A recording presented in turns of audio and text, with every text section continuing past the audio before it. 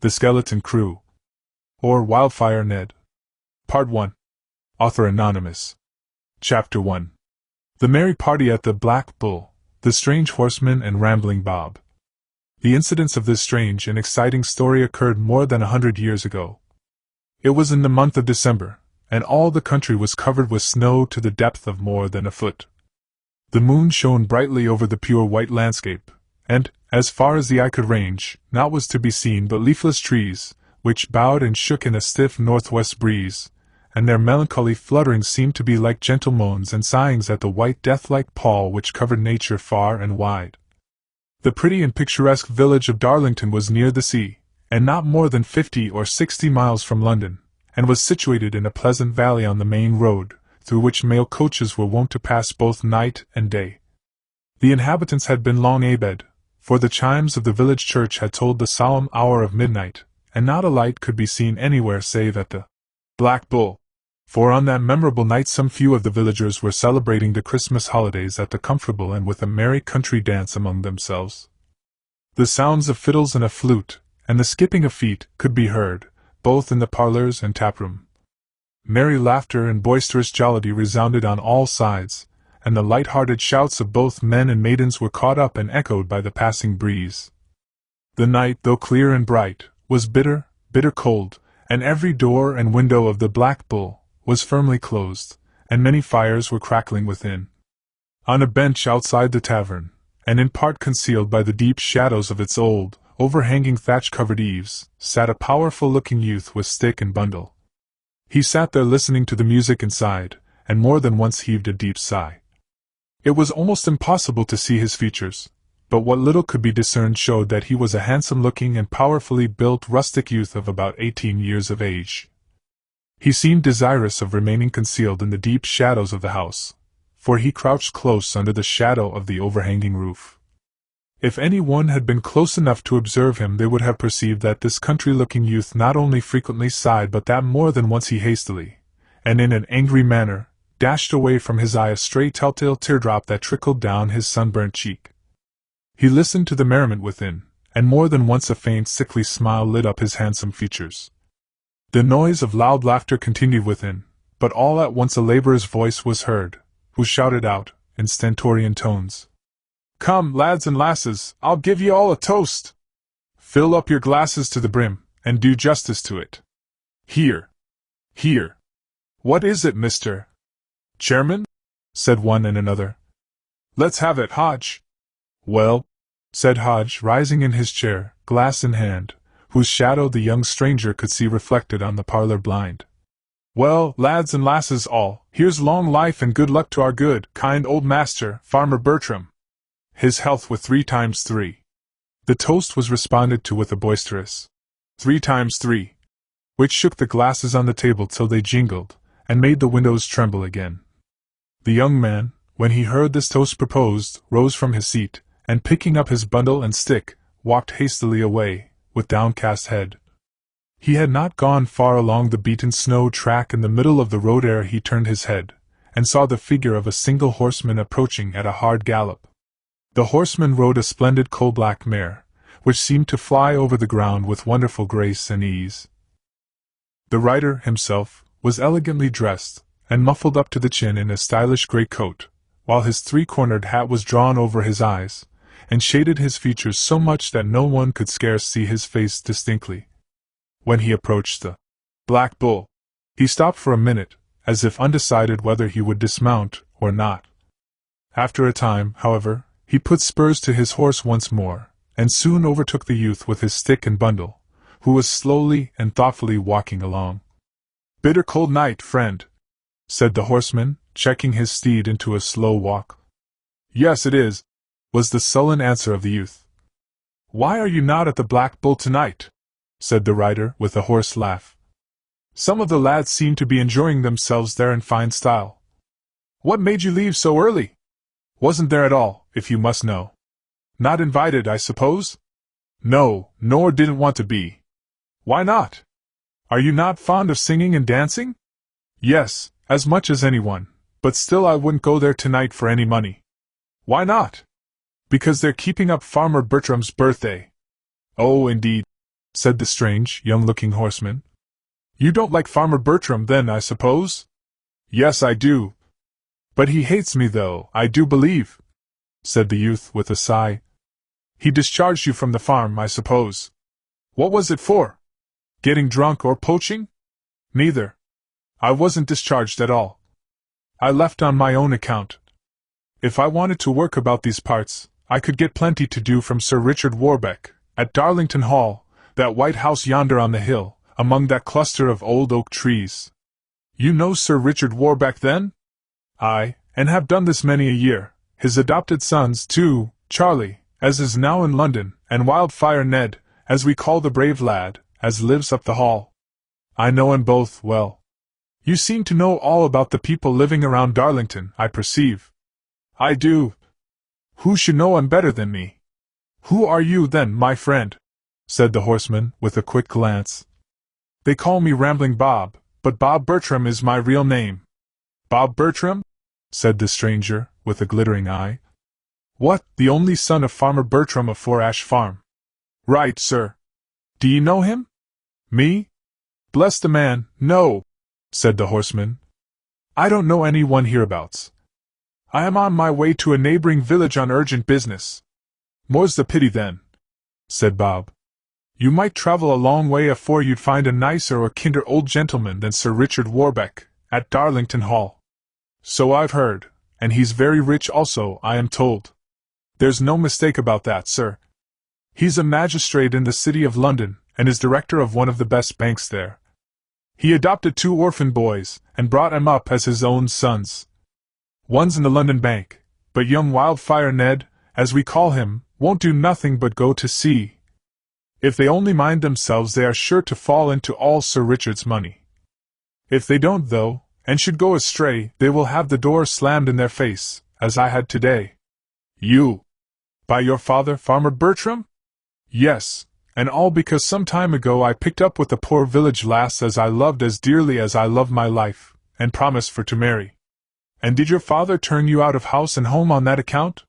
He didn't turn me out exactly, said Bob. I left, and went to sea for a few months. I was wrecked on the coast here a week back, without money or anything except what I stand up in, and these leggings were given me this very day by Sir Richard's gamekeeper as knows me, so I should go up to the farm and see the old man decent like. And what did Farmer Bertram say to you? Why, 'cause I had made up my mind to marry the lass I loved best, and fathered the child sleeping at her breast, he slammed the door in my face, and refused to give me a shilling. That's rather hard for a father to do, said the horseman, with a cunning glance. And what do you intend to do with yourself tonight? You can't sleep in the open air, it would freeze you alive. Why don't you try to get a situation of some kind? That's what I want to do, but my clothes are so shabby I don't like to call on anyone I knows. I shall creep into the old man's house, and sleep there tonight somehow, when all is quiet, but for an hour or 2 I shall stay in yonder old barn beside the road. Oh, it's a very hard case, said the stranger, particularly when you are the only son, and the old man is rich. Ha, stranger, but better times are coming, I hope. I'm glad you think so. Well, good night. Here's a piece of silver to help you along, said the horseman, offering money to the seedy and needy farmer's son. No, thank you, said Rambling Bob, with a look of offended pride. I'm not come to begging yet. I am strong enough to work for my daily bread without charity from strangers. What? So poor, and refuse money? Ha! Ha! Quite a stoic, I perceive. Well, Mr. Bertram, if you will not take money, I've another offer to make. I have taken a fancy to that heavy, knobby stick you carry. Will you sell it? I don't mind that, said Bob. A bargain was soon concluded. The bludgeon changed hands for a guinea, and the stranger went his way. That pleasant-speaking young horseman, muffled up to the eyes, was a deep designing villain. He knew well all about Farmer Bertram's affairs, and his son's also. Had Rambling Bob only known him at the moment, and fathomed his deep, dark designs, he would have been spared much misery in after life, and others also. But of this young stranger we shall quickly hear more. Let us follow him. He rode direct to see Farmer Bertram at Four Ash Farm. As he approached the old farmhouse, standing some distance from the road, he stepped under a cluster of trees. In a very mysterious manner he pulled out of his belt a pair of pistols and examined them. "They are all right," he said with a bitter smile. "It is best to be prepared, I may want to use them." Having done this, he rode up a lane and in a few moments stood rapping at the farmhouse door with his riding whip. "House ho!" he shouted, in a hoarse and unnatural voice. In a second the door was opened by an aged woman. The horseman dismounted, and entered the house. As he did so, the watch dogs began to howl in a most horrible and hideous manner. The stranger heard it. His face turned to an ashy paleness, as he thought. "That dismal howling, I have been told, is always looked upon by superstitious country people as an omen of death." It was an omen of death. Chapter 2. Farmer Bertram receives a visit from Bolton, Bolton's treachery. Farmer Bertram was in bed when the stranger entered, having had a fall from his horse while hunting. The horseman said his business was of such pressing importance that he must see the farmer at once. Bertram recognized the name, and directed his old servant to admit the stranger to his chamber at once. "From Mr. Redgill, I believe?" said the farmer. "Are you his son? Excuse me not rising to receive you, but I am unwell. I intended to go to London in a day or two, and settle with Mr. Redgill at once, for I have collected all my rents, and sold my crops to advantage, so that I have got a good bit of ready money by me, much more than will pay off the last installment of the mortgage he holds against me." "Let me see," said the farmer, opening a writing desk near his bedside. "Let me see, here are the receipts. Yes, one signed for £300, a second for £200, and a third for £1,000, and now I owe him £2,000 more. What a striking likeness there is between you and Mr. Redgill, though, now I come to look at you in a clear light, I would have sworn that you were his son." "Indeed," laughed the young stranger, in an uneasy manner. "You have detected a likeness. Most people say the same, but I am not his son, and what is more, no relation either. You have heard of young Bolton, Mr. Redgill's traveling and collecting clerk? Well, I am he. And is Redgill in such a hurry for his money that he has sent you to collect it? Why, he expressly told me to use my own time, and call myself with it whenever I liked. I'm sure I have always been punctual with him. I do not come for the money by any means," said Bolton. "Mr. Redgill would not so insult you as to distrust your well-known honesty. Because if even you did call for the money, I should not have given it to you," said the old man, smiling. £2,000 can't be trusted in everybody's hands, you know, and although you may be, as you say, Mr. Bolton, Redgill's traveling and collecting clerk, I am not to know that. I have never seen you before, as I know of." "True," said the stranger, smiling blandly. "I commend your prudence, Farmer Bertram, but the truth is, I was traveling to Portsmouth on business for Mr. Redgill, and stopped to bait my horse at the Black Bull, and found some of your laborers enjoying themselves. Yes, I gave them a treat tonight as it's my birthday. I would have gone among them myself, only I felt very much upset by the wild behavior of my only son Robert." "Exactly, and it's about him that I have come so far out of my way, in order to inform you of him, and to warn you." "Warn me," said the farmer, suddenly changing color, and with looks of distrust at the stranger's uneasiness of voice and manner. "You have had a quarrel with him today, and slammed the door in his face." "I did." "Who told you?" the old man asked. "No one but him and I were present. I overheard him say as much to another in a whispered conversation." "Indeed?" "Yes, he knows that you have a large sum of money in the house, and is determined to rob you of it, and then run off with the slut he calls his sweetheart." "Rob me? His own father?" "It is as true as gospel." "Then I am correct is plain, or how could I have learned so much of his and your affairs unless I overheard him? Mr. Bolton, I'm sure you are right, and very kind to come here and warn me." "Oh, no thanks, it is a duty we owe one to another as men and Christians," said Bolton, with a very pious air. "I was well armed myself, and though I am much pressed for time, I thought I would call and see you. Forewarned is forearmed." "True, sir, true, and what would you have me do?" "Do? That depends. Have you any servants about you that you can arm?" Not one, save an old woman I keep as housekeeper, more out of charity than anything else. All the rest are at the Black Bull, having a dance and supper. I see, said Bolton, biting his lip. Well, you don't want your son's guilt exposed before the whole village, do you? No. True, sir, true. He is my son, and with all his faults, I don't want to heap more shame on his head and mine.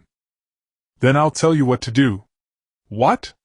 Send your old servant down to the 2 village constables with a private message, telling them all about the intended robbery. They will then come up and remain with you all night, and all will be well.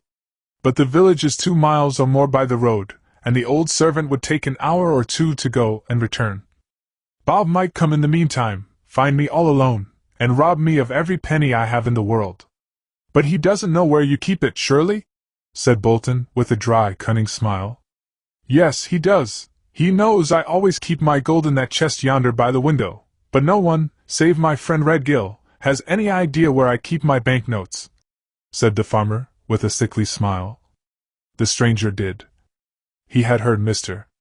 Redgill speak of it as a capital joke that Farmer Bertram always concealed his banknotes in the inner lining of his boots. But of this he said not a word. Ah, it's a sad case, said Bolton. I am very sorry I cannot remain with you until the constables come, but business of pressing importance calls me away. Betty, the old servant, was instantly summoned, and toddled off to the village in all haste, much amazed at the message she had to tell to the constables. Despite all the old farmer's entreaties, Mr. Bolton would not stay, but left at the same moment old Betsy did. Both of them went down the lane together. When they reached the high road, Bolton said to the servant, If the constables should ask who gave this information, you know my name, old woman? No, I don't, kind gentleman, was the croaking reply. You do not think I am Bob Bertram, then? Said the stranger. That I cannot say, answered the old woman, for you keep your hat so far over your face. Well, tell them one Mr. Smith of Portsmouth called and told Farmer Bertram all about it. I will, kind gentleman. Make haste. Good night. Betsy went towards the village, and Bolton turned his horse's head in a contrary direction and galloped away. He had not gone more than a quarter of a mile when a bend in the road hid him from Betsy's view. Instead of riding onward, however, he spurred his horse, and leaped hedge after hedge until he returned to the farm again in less than 10 minutes. He tied his horse to a tree in the orchard, and quietly approached the back door of the farmhouse again. All was darkness save a ray of light which issued from the farmer's chamber. Not a sound was heard except the mournful sighing of keen December night winds among the leafless trees. Now and then, 'tis true, watch-dogs shook their chains, and howled most dolefully and dismally, in tones unnatural, ominous, and death-like. Silently and softly did Bolton approach the house. He is alone, he thought, and too weak to leave his chamber. Now is my time, while all are away. His treasure must be mine. He tried the back door. It was locked. It was not locked when I left, the villain thought. He tried it again. The door chain rattled. A window above was suddenly and violently slammed to, as if by the wind. This startled Bolton. He crawled round to the parlor window. It was open. He got in, and pulled off his boots. He softly opened the door, and found himself in the large, dark entrance hall. The slow and solemn ticking of the old hall clock seemed to strike his heart with pangs of remorse and horror. He held his breath, and cold sweat oozed from his brow. He could distinctly hear the loud pulsation and wild, excited beatings of his own vile heart as there he stood with wild eyes peering up the broad dark staircase. All is still, he said, and prepared to ascend to the sick man's room. Each step was taken cautiously, and with cat-like softness. But the stairs were old, and creaked with a warning sound. He had reached the first landing, and stood in a dark recess to recover his breath. Onward he went. He could see the light streaming through the keyhole of the old man's bedroom. There remained now but one more flight of stairs. The first step he took was arrested by an ominous click, which sounded like the cocking of a gun. Bolton's eyes now glared like two burning coals in the darkness around him. His hand upon the banister trembled, and a cold sweat flowed from every pore. A sense of deadly horror seized him, but he knew not why. He felt as if some unnatural and hideous being was watching him, and dogging his noiseless footsteps. What could it be? He knew not. Some dreadful fear compelled him to crouch down low upon the landing from sheer exhaustion. Bang! Bang! Suddenly burst out upon his astonished ears, and awoke loud echoes in the old farmhouse. A double-barreled gun had been discharged at him, loaded with buckshot, and by someone concealed at the head of the stairs. A loud groan followed the flashes and report. Chapter 3. The murder of Farmer Bertram, the legless body, sudden appearance of the skeleton crew. "Black-hearted scoundrel!" said a voice not far off. "Black-hearted scoundrel! I knew by the wicked twinkle of his eye that he meant me ill. Cunning as he was, I have outwitted him. He is dead. He came here to rob and murder me. I will go and get a light, and view the body. Heaven knows I did it in self-defense. What could an old man like I do with such a villain as that lying dead on the stairs, if he had once got into my chamber and found me in bed? Oh! Bolton, you lie a cold and bloody helpless carcass now, and you deserved it. The story of my son was a cruel trick, but you have paid dearly for it. I will go and get a light. I saw him in the orchard, and watched him." So saying, the old man walked across the landing into a chamber near his own where the lamp was. At that instant Bolton rose quickly and bolt upright. He was untouched. The shot had in both instances missed him, for he had lain flat on the staircase. He had groaned, it is true. But this was in order to deceive old Bertram. In a second he ascended the stairs, looked to his pistols, and with Bob's bludgeon in hand, stood beside the farmer's chamber door. He peeped in. Bertram stood with his back towards the door trimming a lamp. Bolton creeped up behind him. In a moment the heavy bludgeon was raised, and descended with frightful force on the old man's head. A fearful crash it was. In a second afterwards Farmer Bertram lay groaning on the floor. "Murderer! My footsteps shall follow you wherever you go. When least you expect me I will appear to you. On land or sea, in your gay moments, in your sad moments, when alone, or when surrounded by friends, sleeping or waking, I, Bertram, your murdered victim, will stand by your side in the most horrid form, and follow you wherever you go." While thus cursing, Bertram rose, and in his death grasp took hold of Bolton's throat, but Bolton, with a loud shriek, dashed the murdered man from him, and hurried into the next chamber to search for his gold. He found several bags of money in an old oak chest. The sight of the glittering coin ravished his eyes, dancing as they were with fiendish triumph. "'Tis well," said Bolton. "The old man is richer than I thought. Now for the notes. He has them concealed in the lining of his boots." Emptying the gold into his many large capacious pockets he unsheathed his dirk. "I will cut his boots open, and secure the notes," said he. Lantern in hand, he re-entered the room where the lifeless body lay. His eyes almost started from their sockets at the sight he then saw. Each hair on his head stood on end. He trembled in every limb. His very marrow was frozen at the awful spectacle before him. The body was legless. Each leg had been disjointed just above the knee. The limbs were gone. "How could this happen?" mused the guilty man, trembling from head to foot. Just at that moment he heard loud laughter outside in the garden, laughter not like that of men, but of demons. He rushed to the window, and saw below the hideous forms of a dozen skeleton men, dancing and shouting in wild delight. "Some of the skeleton crew!" he gasped, placing his hands before his face to shut out the horrid sight. On the instant they vanished in the darkness, with loud shouts of mockery, like things of air. Almost struck dumb with astonishment, he stood there, as if transfixed to the spot. A gust of wind blew out his lamp. In the dreadful darkness he heard the heavy footfalls of a man descending the stairs with slow and solemn step, while a voice, exactly like Farmer Bertram's, was heard repeating in sepulchral tones in the hall below. "My footsteps shall follow you, Philip Redgill, forever." "Philip Redgill," gasped the murderer. "That is my name! Oh God! It is the farmer's voice, and yet he is here, lifeless and legless. Hark, what steps are those I hear? Who could have limbed him thus?" While Bolton, or Philip Redgill, as the spirit voice now properly called him, stood trembling thus, the ghostly voice said loudly again, "Philip Redgill, beware! My footsteps shall follow you forever. Dropping the blood-stained bludgeon beside the body, Philip Redgill rushed from the room, dashed downstairs, opened the back door, and ran towards the orchard. He mounted his horse, and was about to start off at a furious gallop, when he gave a sharp, horror-stricken shout at something he saw. The gory legs of the farmer stood bolt upright in the snow beside him. Philip Redgill, I follow you. The murderer plunged spurs into his steed, and dashed from the spot with the swiftness of the wind. He perceived Bob Bertram at some distance, who was approaching his father's house. It was as much as he could do to control his feelings, but he said to Bob, I have soon returned, you see. Yes, ye haven't been long. No, and I have been so successful that I wish to be generous to all I meet tonight, and if you are not too proud, I'll begin with you. How so, sir? Said Bob.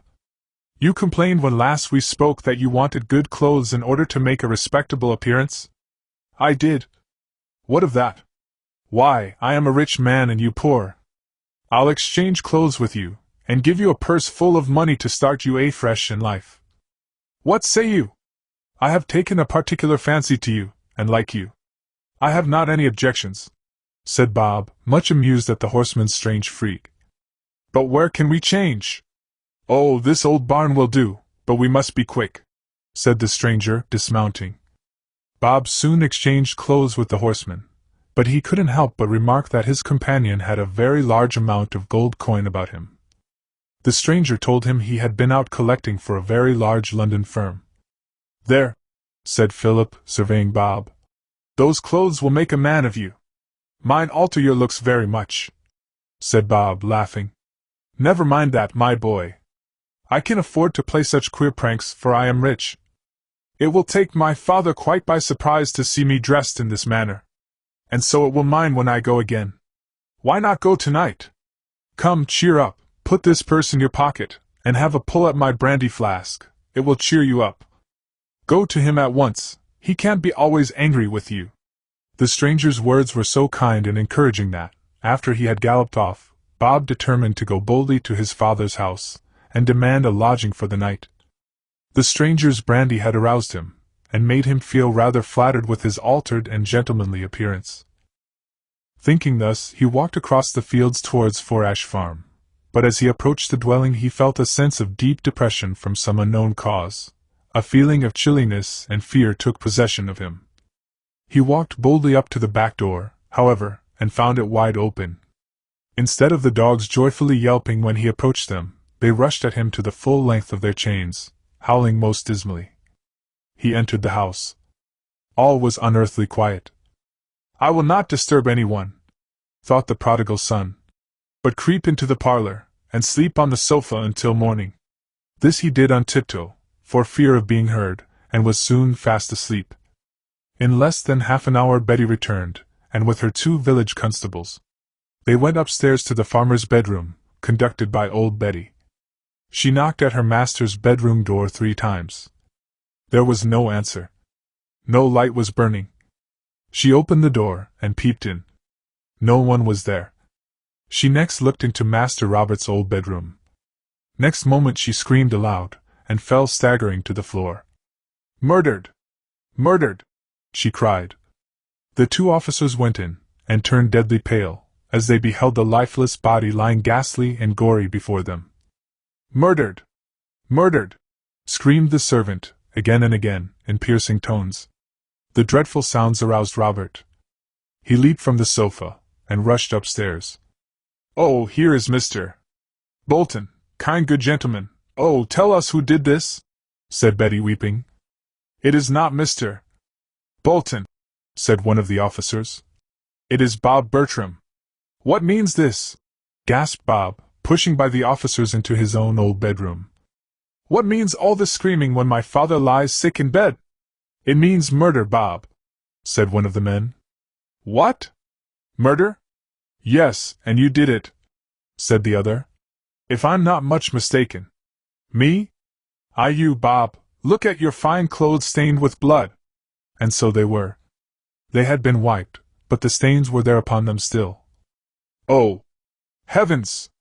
Have mercy on me, said Bob, turning white as a sheet, and fell into an armchair, stricken to the heart with surprise and sorrow. "We did not think you would do such a horrid thing as this is, Bob," said the officers. "But we were warned of your threats, and your coming here to rob your father, and came to prevent it." "Me? Rob my father? Come here to murder? Warned of it beforehand?" gasped Bob, with staring eyes. "What means this? Is it all a terrible, horrible dream, or what?"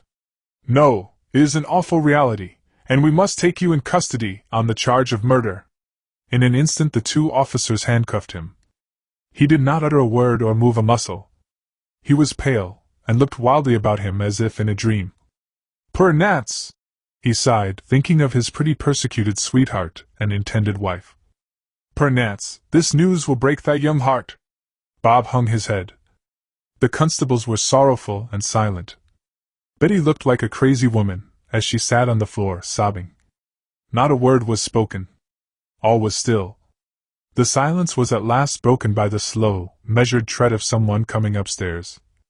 The footsteps crossed the landing. All turned anxiously towards the door. Judge of their looks and shouts of fright and horror. The bodiless legs walked slowly into the room. Chapter 4. Sir Richard Warbeck and Wildfire Ned, the One-Legged Sailor's Narrative. Darlington Hall, the country residence of Sir Richard Warbeck, was an immense old building, high, strongly built, containing many galleries, vaults, and mysterious ins and outs, with numerous towers, effigies of men in armor on landings, corridors, and rooms. The old baronial edifice covered with ivy for the most part, and stood in a spacious, well-wooded park, not many miles from the sea. The knight, from some unknown cause, though immensely wealthy, had never married, but consoled himself with adopting two friendless orphan youths, Charles and Edward, or Wildfire Ned, who, in his honor, took the name of Warbeck. Charles, the elder of the two, was in London. Wildfire Ned, as he had been christened by the country people, on account of his mad freaks, loved to live at the Hall, so that he might have ample opportunities for indulging in shooting, fishing, hunting, swimming, and particularly sailing in a small bay nearby, a sport of which he was so passionately fond that Old Salts always called him Ned the Sailor Boy. His adopted uncle loved Ned, perhaps more so than Charles, for he was a handsome, brave, and adventurous youth of about 15 years old, the lady's pet, and the envy of all young men for miles around. The old knight had long tried to curb his roving and seafaring propensities, but all to no purpose. On the cold December night on which the story opens, the night after old Bertram's murder, the knight sat by a huge log fire in his library, reading. Ned was poring over some favorite tale of the sea, and sighing for a chance to distinguish himself against the many bloodthirsty pirates and buccaneers that then infested the neighboring seas. "Oh, isn't that jolly?" said Ned, striking the table with his fist. "Oh, I wish I had been there." "Where?" said the knight, looking up in surprise. "Why, in the ship I'm reading about. Didn't they give the pirates and smugglers something, that's all?" "Why, uncle, a small English sloop of war with 6 guns fought a whole fleet of buccaneers." "Wasn't that jolly, eh? Still thinking of the sea, eh, Ned?" "Yes, uncle, for both he and Charles always so called him, and why not? Our sailors are the bravest and finest fellows in the world. Wouldn't I like to be a middy in the King's Navy, that's all? I'd lay my life I should be an admiral before I was 20. Sir Richard did not reply, but walked to the window thoughtfully, and looked out upon the cold, snow-covered landscape, and as the wind sighed mournfully down the chimney, he tapped Ned affectionately on the head, as he said, "Ah, my lad, your brother Charles will make the best man of the two yet. See, he is not much older than you are, and yet he stands well in the East Indian House, and will be a rich man one of these days if he's industrious and behaves himself." "Perhaps so," said Ned, biting his lip. "But I never did like pen and ink and figures. That sort of work is too slow for me." "I know it. You would rather go hunting and boating, but believe me, there are more hardships at sea than boys like you ever dreamed of, Ned. I shouldn't mind and danger too. That's just what I should like," said curly-headed Ned, laughing. "I wouldn't give a dump for an English boy without he liked adventures and danger, and could well beat any foreigner he came across." While he spoke the lodge bell rang. "Who is that?" asked the knight of a footman who entered. "Tim, the groom boy, sir, as he rode home, picked up a poor one-legged sailor, for he was afraid, he said, to pass the gibbets on the wild heath alone. Who, the sailor or Tim? The groom, sir. I thought it wasn't the sailor, said Ned. An English sailor without legs at all is more than a match for any foreigner with two, and as to being afraid to pass the gibbets, ha! Ha! British tars ain't afraid of men dangling in chains. Silence, Ned. What of this poor sailor? Tim said, sir, as how Master Edward were fond of sailors. So I am, Tim was right. He brought him to the hall to pass the night. Good boy, Tim, said Ned. I owe him a shilling for that. Won't we pump all the yarns out of him before he goes tomorrow, that's all? Where is this cripple, then? Tim is stuffing him in the kitchen, sir. Well, when he has done eating, show him up here. Stir up the fire, put more logs on, that will do. And now, Edward, since you are so fond of reading trash about the sea, we will hear what this poor cripple has got to say. I have no doubt when you hear his story of real life, it will help to cure you of your wild and foolish notions about the Navy. If you want to go to sea for a time, take a trip in a merchant ship. That is not like the King's Navy, no more than a militiaman at home is like one of the Royal Guard who has fought against the French, uncle. If you wish to take a trip, my old friend Redgill has half a dozen ships, and will be glad to oblige me. I don't like the name of Redgill, or his ships either, said Ned, with a scornful curl of his lip. What is that you say, sir? I can't help it, uncle. I don't like any of the Redgills. As to Philip, I hate him. Remember, Edward, they are relations of mine, which you are not. I know it, uncle, said Ned with a sigh. Charlie and I depend upon you for everything. We are poor, friendless orphans. And perhaps may remain friendless and moneyless too, if you do not do my bidding, young sir, remember that. I know it, uncle, but I hope to gain my own living ere many months have passed over my head. But whether I am rich or poor, I shall hate Phil Redgill all the same. Why, sir? He is a rank coward. I despise him. Coward, despise him? What mean you? Do you know he may one day inherit my fortune? I do. I don't hate him for that, but he is a coward and a cunning knave into the bargain. He is much older than I am, but I could thrash the very life out of him in 10 minutes, if he'd only stand up like a man. I have told him that more than once, uncle, and have shoved my fist in his face often and often. He is a sly thief and a liar, uncle, said Wildfire Ned, getting red and very passionate. Tim and I know what he has done before now. Charlie and he are very thick, I hear, in London. But if brother took my advice he would shun Phil Redgill like a snake in the grass. If he don't come to the gallows in time, why then, he must have more lives than a cat, that's all. The knight was astounded at this. But while he stood staring at Ned, the door opened, and in walked the footman and Tim the boy groom, leading in the one-legged sailor. Timothy, the groom, or Tiny Tim, as he was called, on account of his small stature, looked pale and frightened. His staring eyes and hair standing on end told plainly that he had been frightened by something or somebody on the road from Portsmouth. "What's the matter, Tim?" Ned asked, laughing. "Why, you look as if you had seen a dozen ghosts on the road." "So I have, Master Edward, more than a dozen." "More than a dozen ghosts, lad?" asked the knight, laughing. "Did you bring the letters safe?" "Yes, sir," answered Tim.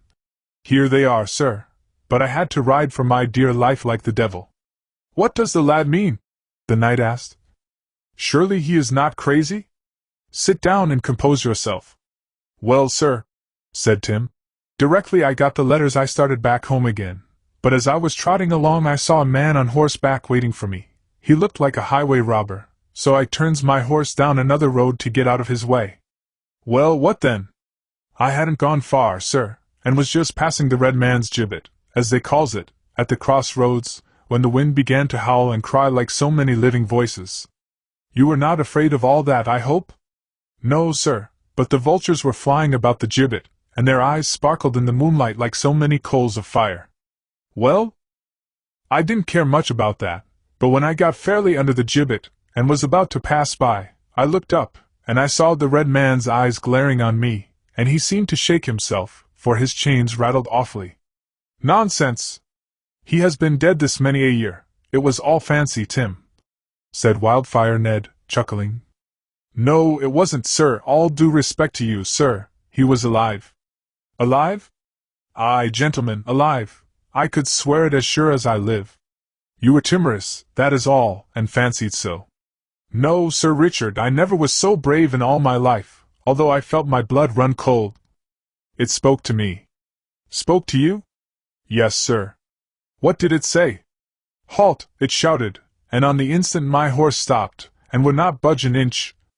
Halt, it said, in awful tones, glaring down on me with its fiery eyes.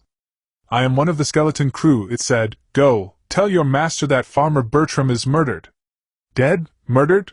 Said several in surprise. When did this foul deed take place? Asked the old knight. Murdered last night, said the red man from the gibbet, as the Darlington village clock told the hour of 1. Ha! Ha! The skeleton crew still lives, and rules the seas, and will long defy the power of man. Fly from this spot, or become one of the dead. This is a most horrible revelation, said the old knight. I did not stop to hear more, for I shouted with fright, and galloped madly away, feeling as if frozen to the very marrow, for I had spoken with the dead. Tiny Tim looked exhausted, and shivered in every limb. He could not proceed with his story very quickly, for his teeth chattered again. Give the lad a stiff glass of brandy, Ned, said the kind-hearted knight.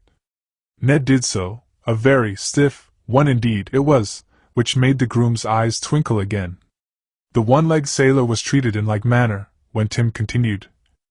I galloped along till I reached the edge of the wild and barren heath, but then I felt faint, for I perceived another horrid sight in the distance. I was compelled to cross the heath, for it was my only way here to the hall. Unable to guide my horse, I sat still shivering in the cold, knowing not what to do, when all of a sudden the one-legged sailor seemed to spring out of the earth close beside me. The next moment I found him sitting on the horse beside me. He took the reins, and the mare dashed onwards like lightning, as if either of us were heavier than 2 straws. All I remember is that as we galloped along we came up to 3 fires on the roadside which burned with a dark blue flame, and around them were, shrieking and dancing, the skeleton crew. I fainted. When I came to my senses again we were at the lodge gate. Sir Richard, Ned, the footman, and other members of the household, who had now gathered around, listened to Tim's story with bated breath.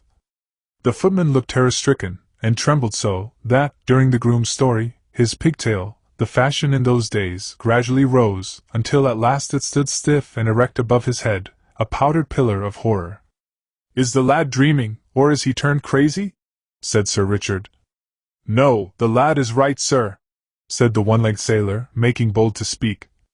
My name is Ralph Spray, your honor, late of the King's Navy, and if so be as how I'm not intruding, I will tell you all about it. This good-natured lad, the groom, is almost turned grey why only having a peep at some on 'em, but how must it be why me, who has fought with the skeleton crew? Is it true, then, that there is such a crew? Asked the knight, in surprise. Aye, true, sir, as I sits here, for I lost my other leg among 'em. I ought not to forget 'em, for they have given me plenty o' reason to remember 'em by. Do you say, then, that you believe there is such a thing as a skeleton crew? Asked the knight, very slowly, and looking very hard at Ned's interested face. Do I? Why, in course I do, said the one-legged stranger, in a huffish manner. For I'm one on 'em, What? Gasped everyone, rising to their feet. I'm one on 'em myself, as suffered by 'em. Oi-ch-ch, said one and all, very much relieved, for they thought that the cripple was going to say that he was one of the skeleton crew. Well, as I were about to say, gentlemen, Ralph Spray continued, I served as an able seaman on board His Majesty's sloop of war Dolphin, and we lay in the Sound. We hadn't been there long afore the news reached us about the wild doings of the skeleton crew. At first we didn't believe any of the strange tales, but at last we were ordered off to cruise after the phantom ship and skeleton crew. And did you ever overhaul them? Asked Ned, impatiently. Lord bless your simple heart! Overhaul them? No, not us, but they very soon overhauled us, my lad. Is it possible? Overhaul one of the king's ships? Ha, my God! And massacred every soul on board, save one. And who was he? I myself, Ralph Spray. You? Yes, I. Why, how can that be? You must have had at least 150 men on board the Dolphin, said the knight.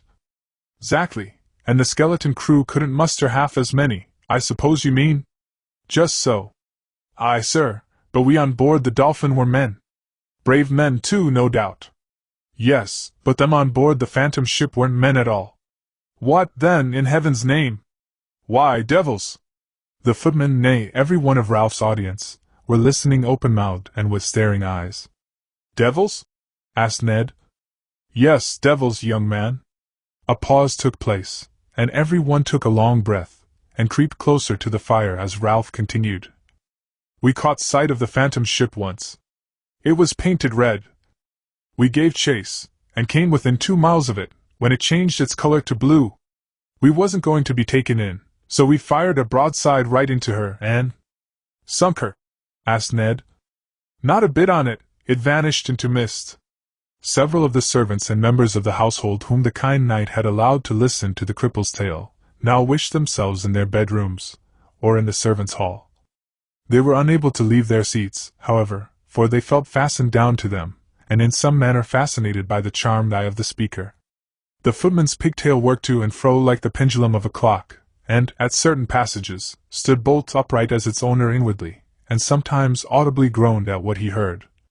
Vanished into mist, eh? How extraordinary! Said the knight.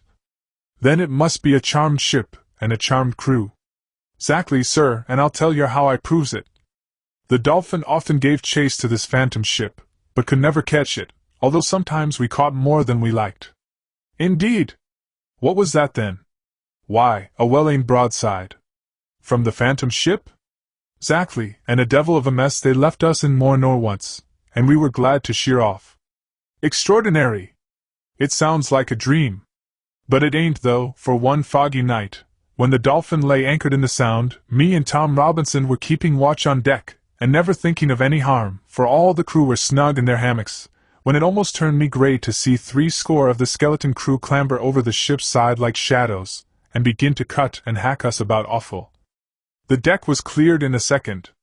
Did you not alarm the ship, and beat to quarters? What was the use? I rushed to go below, but only put one leg down the hatchway ladder when it was cut off clean as a whistle. Didn't the crew rush up to assist you? How could they? They were all dead. Dead? Yes, dead as doornails. The only ones to rush up was a gang o' the skeleton crew who had been below quietly murdering the men in their hammocks. Horrible! Astounding! But there's worse to come, said Ralph. The footman, with his pigtail standing on end, made a move towards the door. The old housekeeper was almost fainting. Tim's hair was like the quills of a porcupine as he listened with open mouth and distended eyes. Well, as soon as they got possession of the Dolphin, these skeleton devils weighed anchor in a jiffy and made sail away. They pitched the dead overboard, every mother's son of the crew, mind ye. But, as well as I could, I bound up my leg tight to keep it from bleeding, and crawled into an old cask. There I stayed for 2 days and 2 nights as quiet as a mouse a-watching of these skeleton devils, and I heard and saw as much as would have killed any ordinary man. Learn any of their secrets, do you mean? Yes, sir. What were they? Why, I learned that they never would and never could be conquered by all the king's navy, for every one on 'em, ships and all, had charmed lives. But, as far as I could understand, they all trembled when they heard the name of a boy who had been born to destroy 'em. A boy born to conquer and destroy that horrible band. Aye, just so, sir, for they admitted among themselves that he was charmed more than they were, and would be sent to scourge them from the sea. Wonderful! I wish I were that boy, said Ned, with a flushed cheek. Do you? Said the cripple. Yes, I do, said Wildfire Ned proudly. I don't believe in charms or spells, but I do believe if I had a good crew I should soon annihilate the whole of them. Perhaps you are boasting, young man? No, I'm not. Do you say, then, you could, and that you would, face the whole skeleton crew single-handed? Yes, and trust to heaven for strength to destroy them. You never have seen any of them yet? No, but I much desire to do so. Then behold, said the one-legged sailor, stamping his foot on the floor, and pointing towards the window. In an instant a crash of glass was heard. Every one, save Ned, screamed aloud at the ghastly sight before them. There, With his head and half of his body visible at the window and protruding through it, stood a horrible form. It was one of the skeleton crew. In an instant Wildfire Ned pulled out a pistol and fired. The ghastly form moved not. He thought he heard the ball rattle among the bones of the skeleton. He fired again. With a loud laugh of derision and triumph the skeleton waved his plumed hat and vanished. When Ned turned towards the crippled sailor, he had disappeared. Chapter 5. Consternation at Darlington Hall. The consternation that ensued among all assembled at this unlooked-for conclusion of the mariner's tale was evidently great. The old knight jumped to his feet in amazement, and with trembling limbs. He tried to speak, but could not. Tim's eyes rolled in wild excitement, while the footman fell upon his knees, and began to mumble out his prayers in a very rapid manner, for he had come to the humble conclusion, in his own mind, that for once in his life he had been in company with some demon of darkness. He groaned aloud, and pulled very comical faces, while others made a sudden rush towards the door. Among them all there was one who looked on the matter with lightness and good humor. That one was Wildfire Ned. Pistol in hand he dashed towards the window as bold and fearless as a young lion. "If ye be mortal, die!" he said, firing his weapon after the retiring skeleton figure. With the agility of a cat he jumped on to the windowsill, and looked out into the darkness. The ghastly apparition had vanished. Whither or how had it gone? "Strange," muttered Ned angrily, as he returned to his seat. "Where's the cripple?" All looked around. He also had vanished. "There is some strange, horrible mystery in all this," said Ned, "and I will perish before I give up the search without unraveling it. It all seems to me like a dream," the knight said at last with a great effort.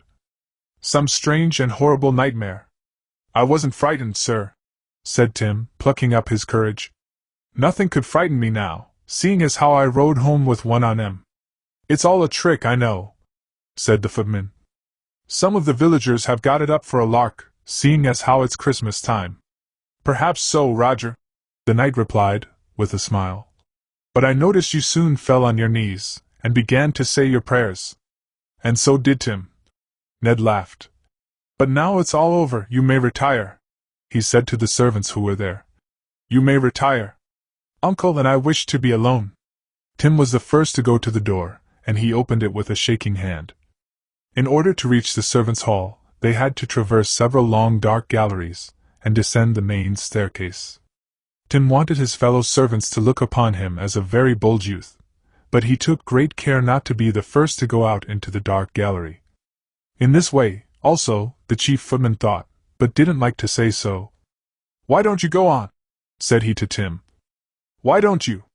You were the first at the door." "Suppose I was, that don't matter." "You're afraid?" "No, I ain't." "Yes, you are, Tim." "If you think so, then follow me," said the young groom, plucking up all his spare courage, and flourishing his riding whip. The domestics left the room, and proceeded cautiously and slowly down the stairs towards the servants' hall, creeping along, one after the other, in the dark. They had all got as far as the large, old oak baronial dining room, on the ground floor, and were creeping along through the spacious entrance hall, towards the head of the kitchen stairs, when every one stopped.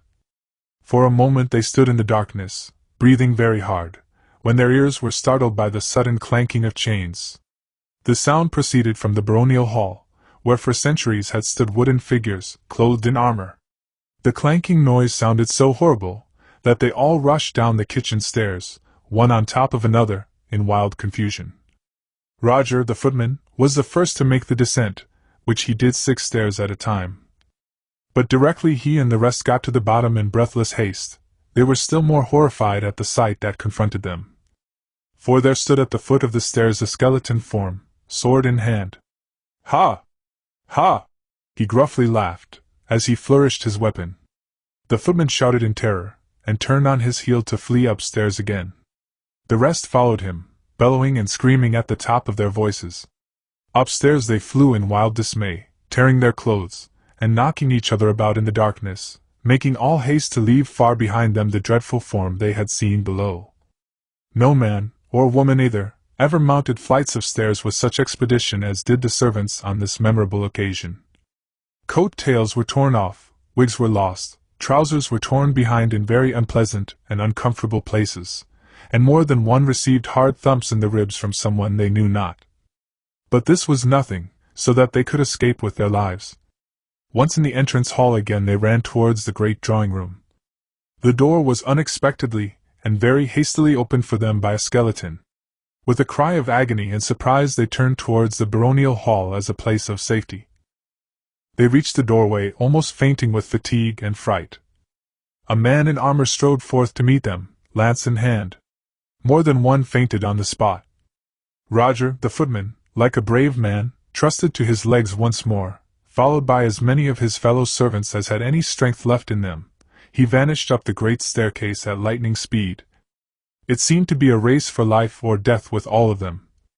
Round and round the staircase they manfully ascended, never casting a single look behind. They had gained the long, wide corridor which led to Sir Richard's library, and all felt safe. Roger, as may be imagined, was first, and opened the door. His foot caught in the carpet on the threshold, and down he went on his face, swelling his nose to the size of a cucumber. The others, in wild confusion, rushed after him and tumbled, men and women, head over heels on the prostrate footman, nearly smothering him with their combined weight. "What mean all this uproar and fright?" said the old knight, rising in great anger. "Are ye all turned mad, ye noisy, raving knaves? Explain, I say, explain!" But none of the servants could explain anything, for they were all out of breath, and as pale as death. After a time, when Roger was dragged out with his nose bleeding, he looked about him with a wild and frightened gaze as he stammered out, "Oich-sir, we've seen him. Seen him. Seen who, knave? Speak quickly, or, by my honor, I'll whip my sword through your trembling carcass," said old Sir Richard, getting red in the face. "Speak, some of you," he continued, looking daggers at his alarmed domestics. "Oh, Mrsi, master, Mrsi," croaked out Roger, falling on his knees. "Speak, rascal! Who have you seen?" "The skeleton.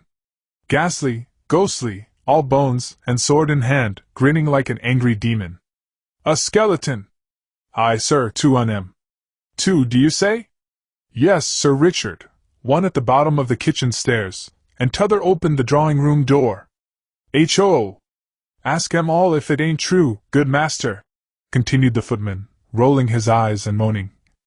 "And another grim rascal in armor rushed at us lance in hand at the dining-hall door?" whined Tim, the valiant groom. "Oh, Lord, the whole place is full on 'em, I do believe." For some moments Sir Richard did not know what to do. All around him knelt his frightened domestics, groaning and shaking.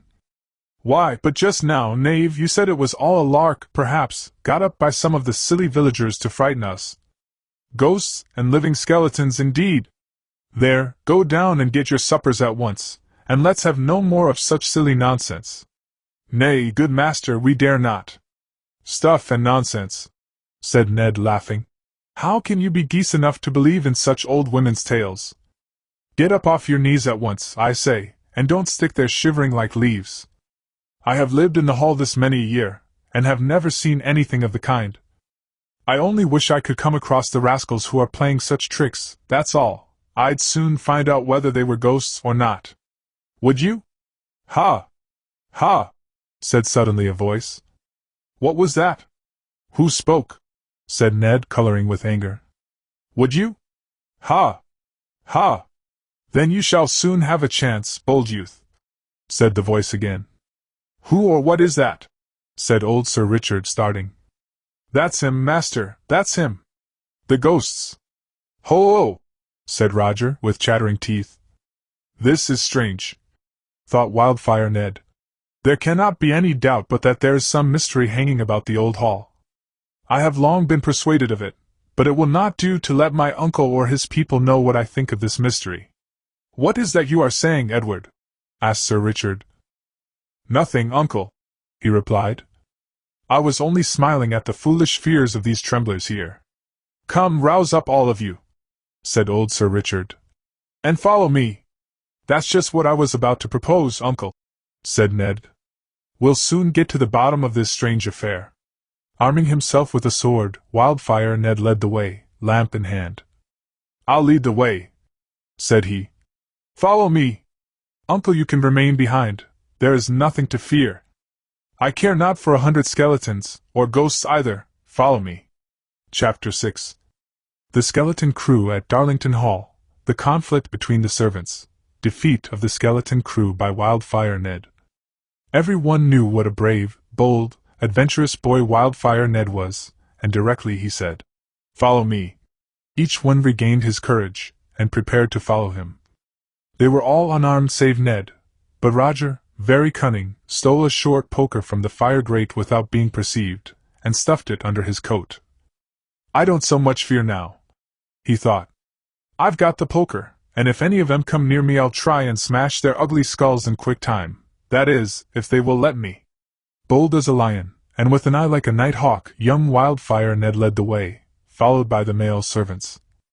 They searched in every place that could be imagined, but neither ghosts nor skeletons could be found. The rest of the servants were summoned and closely questioned by Wildfire Ned.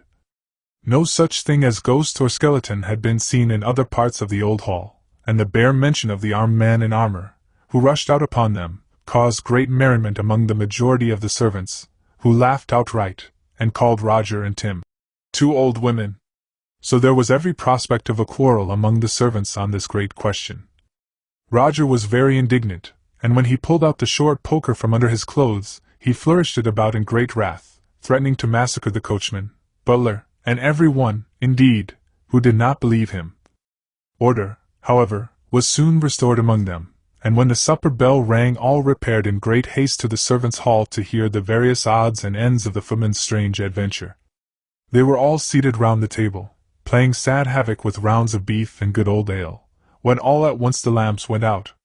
Roger would have fled on the instant, but he was afraid of being afterwards branded as a coward, and therefore remained in his seat, but felt very uneasy. The French cook, at the head of the table, left his chair to go for other lamps. At the moment that lights reappeared the whole assembly were struck dumb at what they then saw. Behind the chair of each there stood one of the skeleton crew. They would have shouted out loudly, but one of the skeletons, who appeared to be chief of the party, said, sternly, and in a sepulchral tone, to a gigantic skeleton, "The first one that stirs, the first one that speaks above his breath, dispatch him." Roger groaned inwardly, and felt more dead than alive. Tim wriggled on his chair like a half-skinned eel. The chief cook's eyes were wildly dancing, and his long working cap rose up to a prodigious height, while, with open mouth, he stood shivering and shaking. The others were in a state of collapse, and almost slipped off their seats, while they looked about in trembling fear. The chief of the skeleton crew made a sign to some of his grim attendants to listen to all he had to say. Turning to the chief cook, butler, and pantryman he said, in a sharp, hissing tone, "Wine, the best, quick!" Roger and Tim rose from their seats like a shot, but were each slapped on the head by a hard bony hand, which made their jaws rattle again. 3 grim skeleton guards followed the cook, butler, and pantryman, to see that their captain's orders were carefully obeyed. The wine was soon produced. "Where are the silver goblets?" the chief asked sternly. These were soon found. Each skeleton filled his goblet to the brim, and raised it aloft. "Here's to the skeleton crew of the Phantom ship," he said. "Confusion to our enemies." In a moment the wine was quaffed. The terrified servants did not know what was coming next, and looked on gasping like so many stranded fish. "Remove the table," said the chief. "Let us have plenty of room, we have much business to do." "They are going to murder every mother's son of us," groaned Roger. Tim began to think seriously of saying some short prayer. But they had to swallow their own feelings and fears, nor did any of them dare speak, for behind each stood a skeleton, dagger in hand. The table was removed to one corner of the inner servants' hall. The domestics were now sitting in a circle, face to face. "The rope," said the skeleton chief hoarsely. In an instant each of his crew produced a long stout rope, about 2 inches round, and flourished it before the eyes of their captain with a savage grin. "I thought so," groaned Roger. "Oh dear! Oh dear! All youpy." "No," Tim groaned. "They wouldn't believe me," said the footman. Goodbye, everybody, said Tim. Roger and Tim had another sound thwack on the jaws from their skeleton guardians, which shook every tooth in their heads. Sling your ropes, said the grim skeleton chief, quaffing more wine. In a moment each threw one end of his rope up in the air over the numerous beams and rafters of the servants' hall. Make each his noose, mind they fit their necks nicely. Oh, the cold-blooded rascals! The merciless villains! Mercy! Have pity on us, gasped the servants, as the skeletons were making the noose in each rope. If they speak again, dispatch them with your daggers, said the chief. Hanging is better than that, sighed Roger. So I'll keep quiet. I hope my turn will come last, though, he piously prayed. Give the rascals 5 minutes to say their prayers, said the chief, with a gruff laugh. It won't do them any good, great chief, said one of the skeletons. They are sure to go to the devil. Yes, oh yes, gasped Roger. 5 minutes, say 10, only make it 10, or a quarter of an hour, and it will do us a world of H-O! Ha! Ho! A knife glittered before the footman's eyes ere he had finished his sentence, and he sank upon his knees very humbly and meekly. If any lot of poor wretches ever prayed fervently, they did so on this occasion. Roger, who seldom had said a prayer in all his life before, fired away very rapidly. Each one was endeavoring to pray more than the other, and the most wicked among them were loudest. Be quick, said the chief sternly. Be quick with your praying, the hanging must commence at once. We will begin with the men. Many of the servants called down more hearty curses on the skeleton band than they did blessings on their own heads during their prayers, but it was useless to offer resistance, for each was in the power of a grim, gaunt enemy. Rise, said the skeleton chief. All the servants did so, except Roger. Rise, said the skeleton. Don't you know we are in a hurry? I haven't finished my prayers yet, piously gasped the suddenly converted footman. How long does it take you? Asked one of the skeletons, chuckling. All night sometimes, said Roger with a sigh. Oh, then you are pious? Yes, I always was. Then as you are so much, the better prepared than the rest, we'll hang you first. Roger groaned and rose up like a shot. You have heard of the skeleton crew, I know, said the chief aloud. And that they neither fear man nor devil? We have, said several. Quite true. I wish the devil had him, though, groaned poor Tim. And, continued he, you have heard that the chief is cruel, and has no mercy to his enemies. I wish I only had the luck to be one of his best friends at this particular moment, sighed Roger, trembling. But you see, said the chief, I am not cruel, or I would have hanged you all without giving a moment's warning.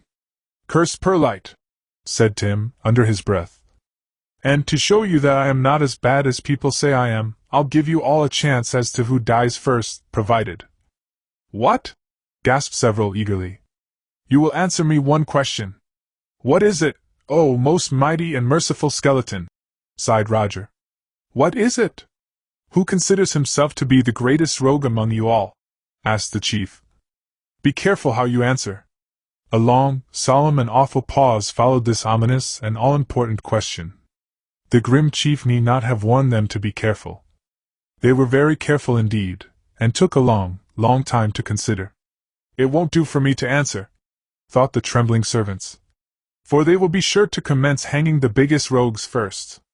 So there is no rogue at all among you, I find, eh? Ha! Ha! Well, then, who thinks himself the most pious among you? Tell me that. Roger was about to reply, but the words stuck fast in his throat, as he thought. If I answer, they will do for me first as the best prepared to die. No, no, he don't entrap me with his puzzling questions. So thought the rest. No goodness among ye all then, eh? Said the chief. Why, a moment ago ye were all praying like so many saints. Come, answer me this, the third time, then I'll give some of you another chance. Who considers himself to be brave among you, and don't fear death? Answer me. No one did so, however. How artful this bloodthirsty monster is, each thought. For those who don't fear death are sure to be hung first. Well, no one answers, I find, said the chief, laughing. I'll give you a last chance, poor devils. Mark me, the only one you'll have.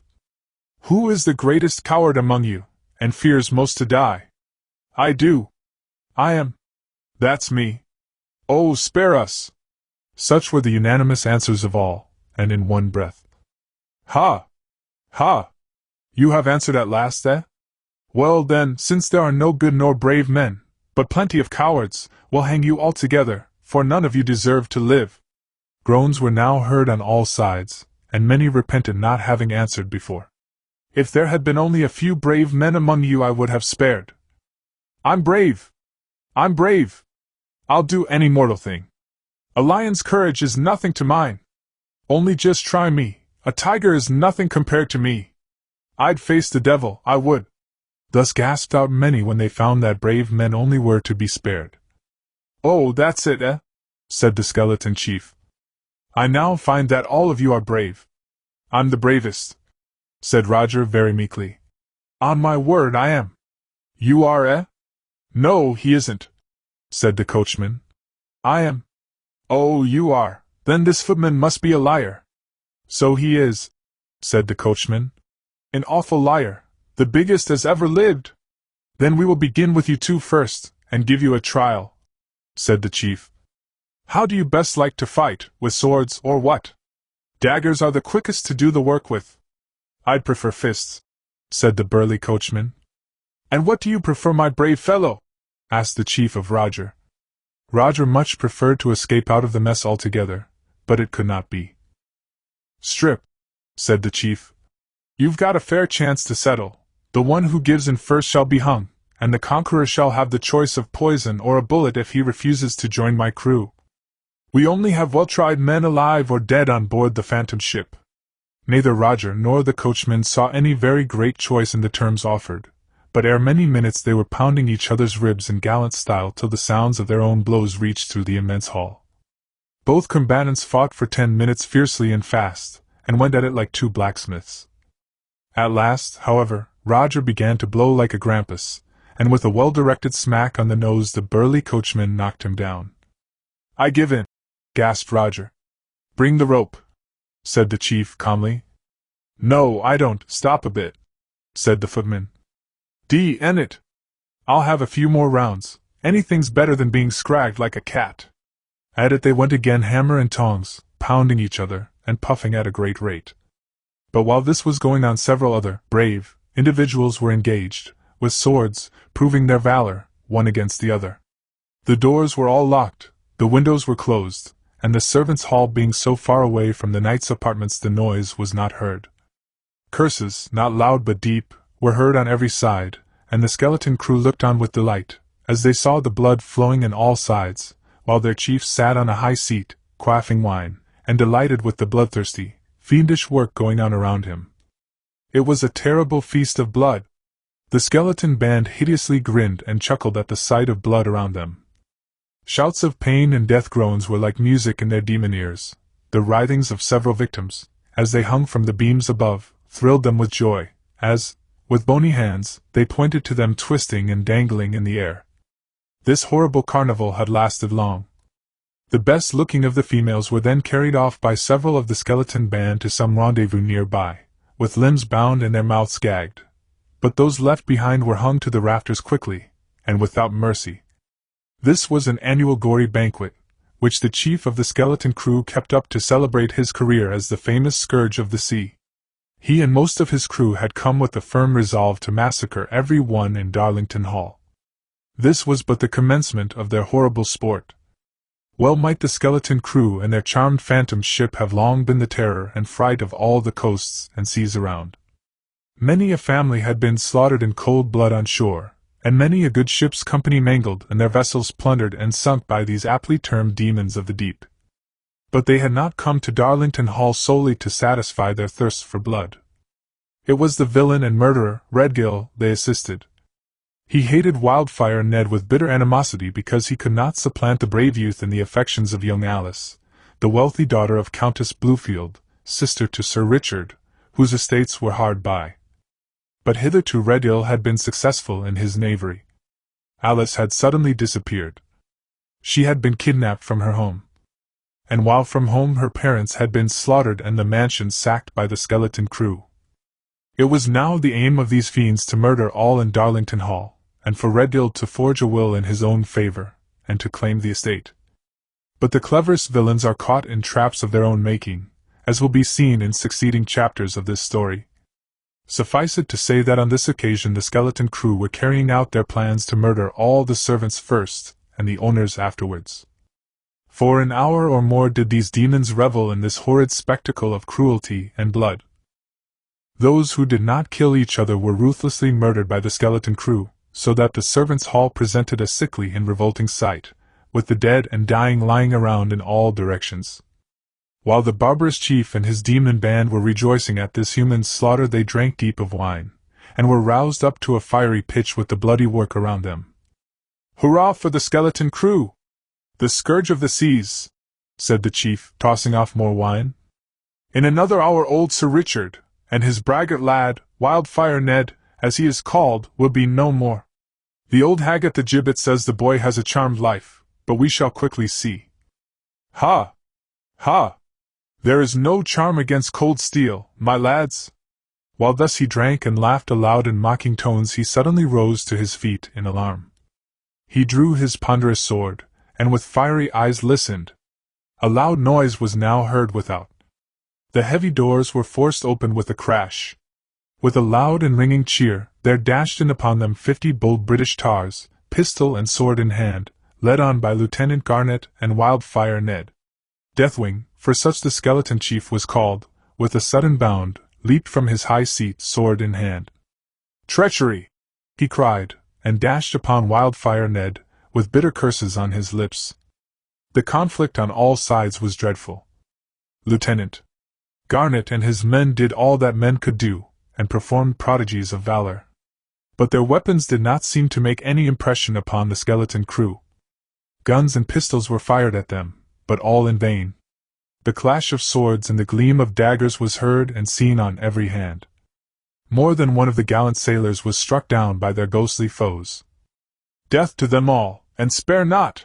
shouted Deathwing, the skeleton chief, with a loud laugh of triumph. His ponderous sword swept through the air like a lightning flash. On all sides he cut with unerring aim, but though he assailed Wildfire Ned with the fury of a demon, he could not slay him. In rage and disappointment he growled, "This brat must have a charmed life! On to him, men, on to him! Cut him limb from limb!" With a shout of defiance, Wildfire Ned met the onslaught of more of the skeleton crew. But he handled his sword with such quickness and precision that he gallantly beat them back. The tide of battle ebbed and flowed. Success for a moment attended the skeleton crew, and they drove the sailors to the wall. In an instant, however, and as if by magic, Wildfire Ned dashed again to the front. "They are beaten!" he cried. "They give ground! Down with the demons! Scatter their ghastly bones! Follow me!" It was quite true. The skeleton band did give way. They had never met with such a fierce resistance before in all their lives. They retreated in dumb terror before Wildfire Ned. That brave youth rushed here, there and everywhere among his bloodthirsty foes, as if he courted death itself. But no harm came to him. His life was charmed, but he knew it not. As if he had the strength of a young lion, he fought his way to where Deathwing was, hand to hand with Garnet. The lieutenant was struck to the ground, and in a moment would have been dispatched. Ned rushed to the rescue. He stood over the body of the fallen sailor. He confronted Deathwing face to face. The skeleton chief retreated a step or two in fear from Wildfire Ned. "I have tried to avoid you, but cannot," he gasped. "Wherever I go you are in my way. Retire, boy, or I'll cleave ye in twain." "From you?" "Never," said Ned. "Never, while I have health left in my body or strength to wield a sword." With these words he rushed at the grim chief, and again their weapons clashed in deadly conflict. Sparks flew from their flashing blades. Ned was getting weaker and weaker. His legs trembled violently. He made a last blow at his fierce antagonist and fell prostrate over Garnet. Deathwing, with a laugh of triumph, raised his sword high in the air on the point of cutting Ned in two, when, with a wild shout, he rushed from the spot. His sword was knocked from his firm grip. He and his band looked with terror at the sight which then appeared. A man in armor, glittering from head to foot in polished steel, rose out of the stone flooring as if by magic. With shield and sword he was ready for the fray. Sir Richard and the sailors were struck dumb at the strange apparition, and fell back in awe. Deathwing and his skeleton crew hastened from the spot like shadows. Before Sir Richard and his friends could recover from their astonishment, the spectre of the armed knight, in dazzling armor, had vanished. They were now alone. With wondering eyes they looked at one another in mute astonishment. "Is this all a dream?" gasped Sir Richard, breathing with great difficulty. No one replied. At that instant, however, all could hear the heavy tread of a mailed warrior as he clanked across the stone floor. They looked about in surprise, for now all was darkness. Their torches had been lost and extinguished in the heat and fury of battle. Again they heard the heavy clanking footsteps, and the jingle of spurs crossed the stone floor, but could see nothing. They turned towards the door, through which they had found their way. There stood the spectre knight glittering in steel, and with visor down. A long blue plume waved from his helmet. His shield was of dazzling brightness. Over his armor he wore a white tunic with a large red cross on his breast. He raised his gauntlet-covered hand on high, and pointed to the adjacent stone corridor, as he said, "Cut the victims down! Succor the wounded! Bury the dead!" and vanished. But long after these solemn words were uttered, and before any one could recover from surprise, they heard the heavy, distant footfalls of the spectre knight. Darlington Hall was haunted. Cold perspiration oozed from their brows. They trembled with awe, as, turning to the window, they saw a strange like will-o'-the-wisp light dancing in the distant gloom. Another moment, and the casement was dashed open. Then a sound as of the clanking of chains and bones was heard, and a hollow voice saying, "Behold, I am the Red Man of the gibbet!" The will-o'-the-wisp light still danced round about, and in the center stood the skeleton of the Red Man. "What art thou?" said Sir Richard, fear, like an electric shot, passing through his frame. The figure remained silent. "Speak," said Wildfire Ned, "or my sword shall find out if you are man or devil." Saying so, Ned advanced towards the horrid shape at the casement. "Back," said the skeleton form, stretching out his finger at Ned. "Your time has not yet come, but no, boy, I am your fate." "Yes." "Ha! Ha! Your fate." Ned, for a moment, felt slightly awed at the strange words spoken by the mysterious figure, who, with the light still playing about his head, stood regarding all with a terrible look. "You lie," replied Ned. "My fate is not in your hands, and I defy you. The skeleton crew shall find I have not gained my name of Wildfire Ned without being able to keep it." "The Red Man," said the voice, "in the name of the skeleton crew, accept your challenge, and I now throw down my gage in token of defiance." So saying, the figure threw down a hard substance on the floor. Wildfire Ned picked it up. It was a glove, and inside a skeleton hand. "Ha! Ha! Now follow me if you dare!" shouted the Red Man, clanking his chains. "I do dare and will," said Ned, breaking from his uncle's hold, and dashing through the window after the skeleton. "Follow, follow quickly!" cried Sir Richard. At the same moment they all fell back in fear as a shriek of mortal agony was borne along the wind and resounded throughout the old building. "Oh God!" cried the old man. "I fear the brave boy is slain." Sword in hand, Wildfire Ned dashed after the dreadful apparition, and well nigh overtook him as he ran along with wild fantastic leaps towards a densely wooded copse. It was at this moment, when, finding himself pursued, that the Red Man of the gibbet gave that wild cry which so much alarmed Sir Richard Warbeck and his servants. It was a terrible shriek, truly, more like that of a fiend than anything else. What now followed was more horrible still, and caused Wildfire Ned to pause from sheer astonishment. As the shriek came from the skeleton, there suddenly sprang forward more than a dozen forms, and dashed in between the Red Man of the gibbet and his pursuer. With wild shrieks and yells the skeleton crew formed a circle round the Red Man, and in a second seemed to vanish into air. Astounded at what he had seen, Wildfire Ned stood gazing like one just recovering from a trance, and observed not the approach of Sir Richard and his friends, who now rushed upon the scene, fearful for Ned's fate. "Return, lad, return!" said Sir Richard, with a tremulous voice. "This night has been one of horrors. I fear for your safety. Whether they be men or devils it matters not, but of this rest assured, they are bent on your destruction." A grim smile played upon Ned's features as he was reluctantly led back to the hall by Sir Richard and a large troop of friends. When left alone to his own thoughts, and in the silence of his chamber, Wildfire, Ned began to ponder on all that he had seen and heard. "This is a terrible state of things, but I will not sleep this night until I learn more of this strange horrible mystery, if it costs me my life." When all was silent in the hall, Ned buckled on his sword, and slowly left his chamber. He traversed the lonely galleries of the hall like a spirit, with noiseless step. He quietly went towards the stables to saddle his favorite horse. As he approached the stable door he was confronted by Tim, who looked more dead than alive. "I could not sleep, master," said the groom.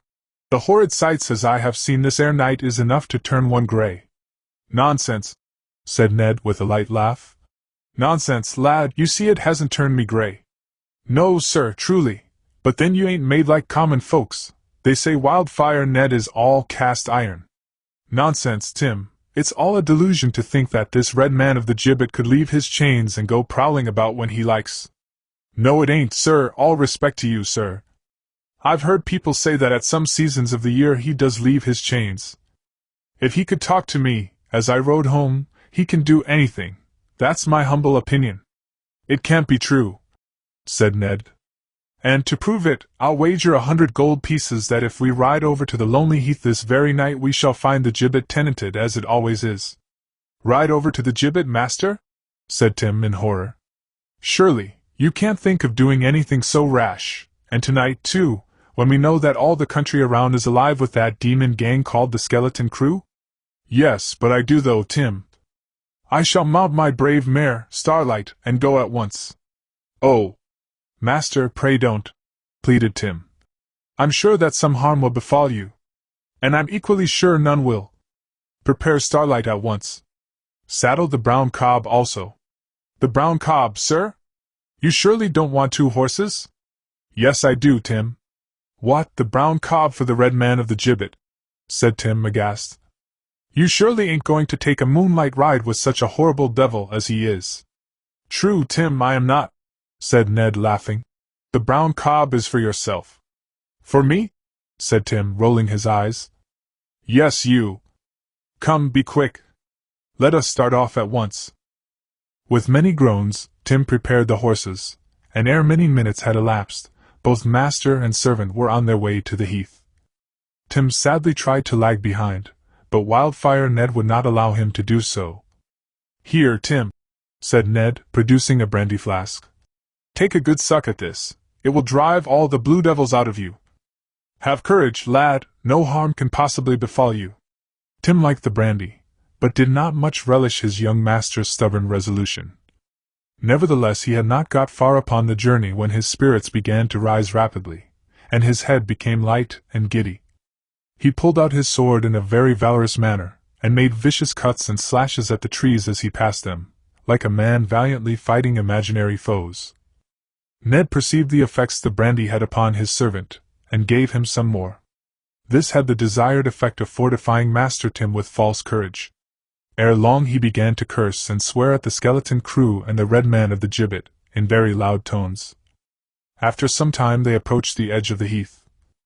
As they did so, the gibbet gradually came into view.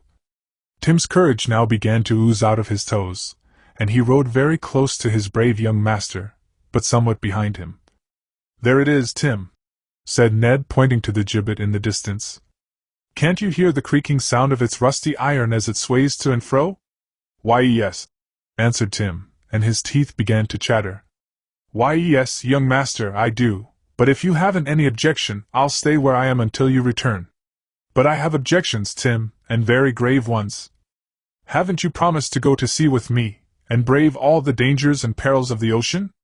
"True, sir, but I didn't bargain to go and confront living devils, though," groaned Tim. "Very well, then, it is in order to make you accustomed to strange sights and strengthen your nerves that I brought you with me tonight." "Very kind of you, sir," said Tim. "Very indeed, But I think says how I've seen enough of strange sights tonight to strengthen my nerves forever, if it's all the same to you, sir. It was all to no purpose. Ned would not allow Tim to remain behind on any consideration, but smiled, as he cast a sidelong glance at his servant's long, pale face. They had now approached within a few yards of the gibbet, and stopped to gaze at it. I told you how it was, said Ned, laughing. It must have been all a trick or delusion. Why, here is the red man safe and sound in his iron gibbet. He couldn't be in two places at once. For some time the two horsemen remained motionless, intently gazing at the horrid gibbet, as it creaked and swayed in the moonlight. The skeleton's bones were of unearthly whiteness, and stood erect in their iron cage. The wind sighed mournfully through the trees. A feeling of awe took possession of the horsemen as they stood and gazed at the ghastly object. Their steeds even trembled with excitement, and snorted and shied at the gallows and the shadow of its skeleton tenant. "What are you trembling about?" said Ned. "Be more of a man, Tim. I don't see anything very strange." "No, sir, but I do. Look! Look! See, the red eyes are rolling about. I told you it were alive. See! See! Oh, horrors!" said Tim, shivering. He would have backed his horse away, but Ned seized Tim's rein with his right hand firmly. True enough, however, the skeleton in the gibbet did move. Its eyes, which before were invisible in their deep-sunk sockets, now turned a deep, dark, fiery red color, and rolled about most alarmingly. Ned's horse reared and danced about, and he sat looking on in mute astonishment, but with bold, firm-set features. "It is alive! It is alive, master! Let us get away! It must be the devil himself!" "Hold thy peace," said Ned in a petulant whisper. And then aloud, he addressed the ghastly, hideous form. "Be ye devil or mortal, speak!" said Ned fiercely. "Who and what art thou?" The red man raised his skeleton arm, and suddenly thrust it through the grating of his prison house, as he pointed his long, lean fingers, and said, "Edward Warbeck, I am thine enemy. Beware!" "One. Mine enemy?" said Ned with a grim smile. "Aye, the same you saw this very night. At certain times and seasons I walk the earth. Beware, I say, of the red man of the gibbet and the skeleton crew. I am thy fate. When we meet again thou wilt tremble at my presence. Until we meet again, adieu!" The long arm descended again by his grim, bony sides. His red eyes lost their fiery luster. His marrowless bones shook in their iron cage. All was still, quiet and solitary as the grave. Naught was heard, nothing was seen but a stray vulture as it circled in the air nearby and pounced on the gibbet. Wildfire Ned was astonished, but not dismayed. He laughed aloud in wild derision as he said, "Tremble at thy presence? Never!" The red man echoed the laugh in sepulchral tones. Ned turned his head to look around. Tim had left him, and was then madly galloping away. Ned was alone at that awful spot. Chapter 7. Philip Redgill's encounter with Wildfire Ned. It was a lucky moment for some of the servants that old Sir Richard and his party of sailors did so suddenly burst upon the scene, and thus put an end to the bloody ordeal that was then taking place. They had hung several to the beam, and some of the maid servants had been carried off. Roger and the coachman lay upon the floor, thoroughly exhausted, bleeding from all parts of the body. Tim, the groom, like a lively monkey, managed to climb up the rafters unseen, and hid himself behind a great beam.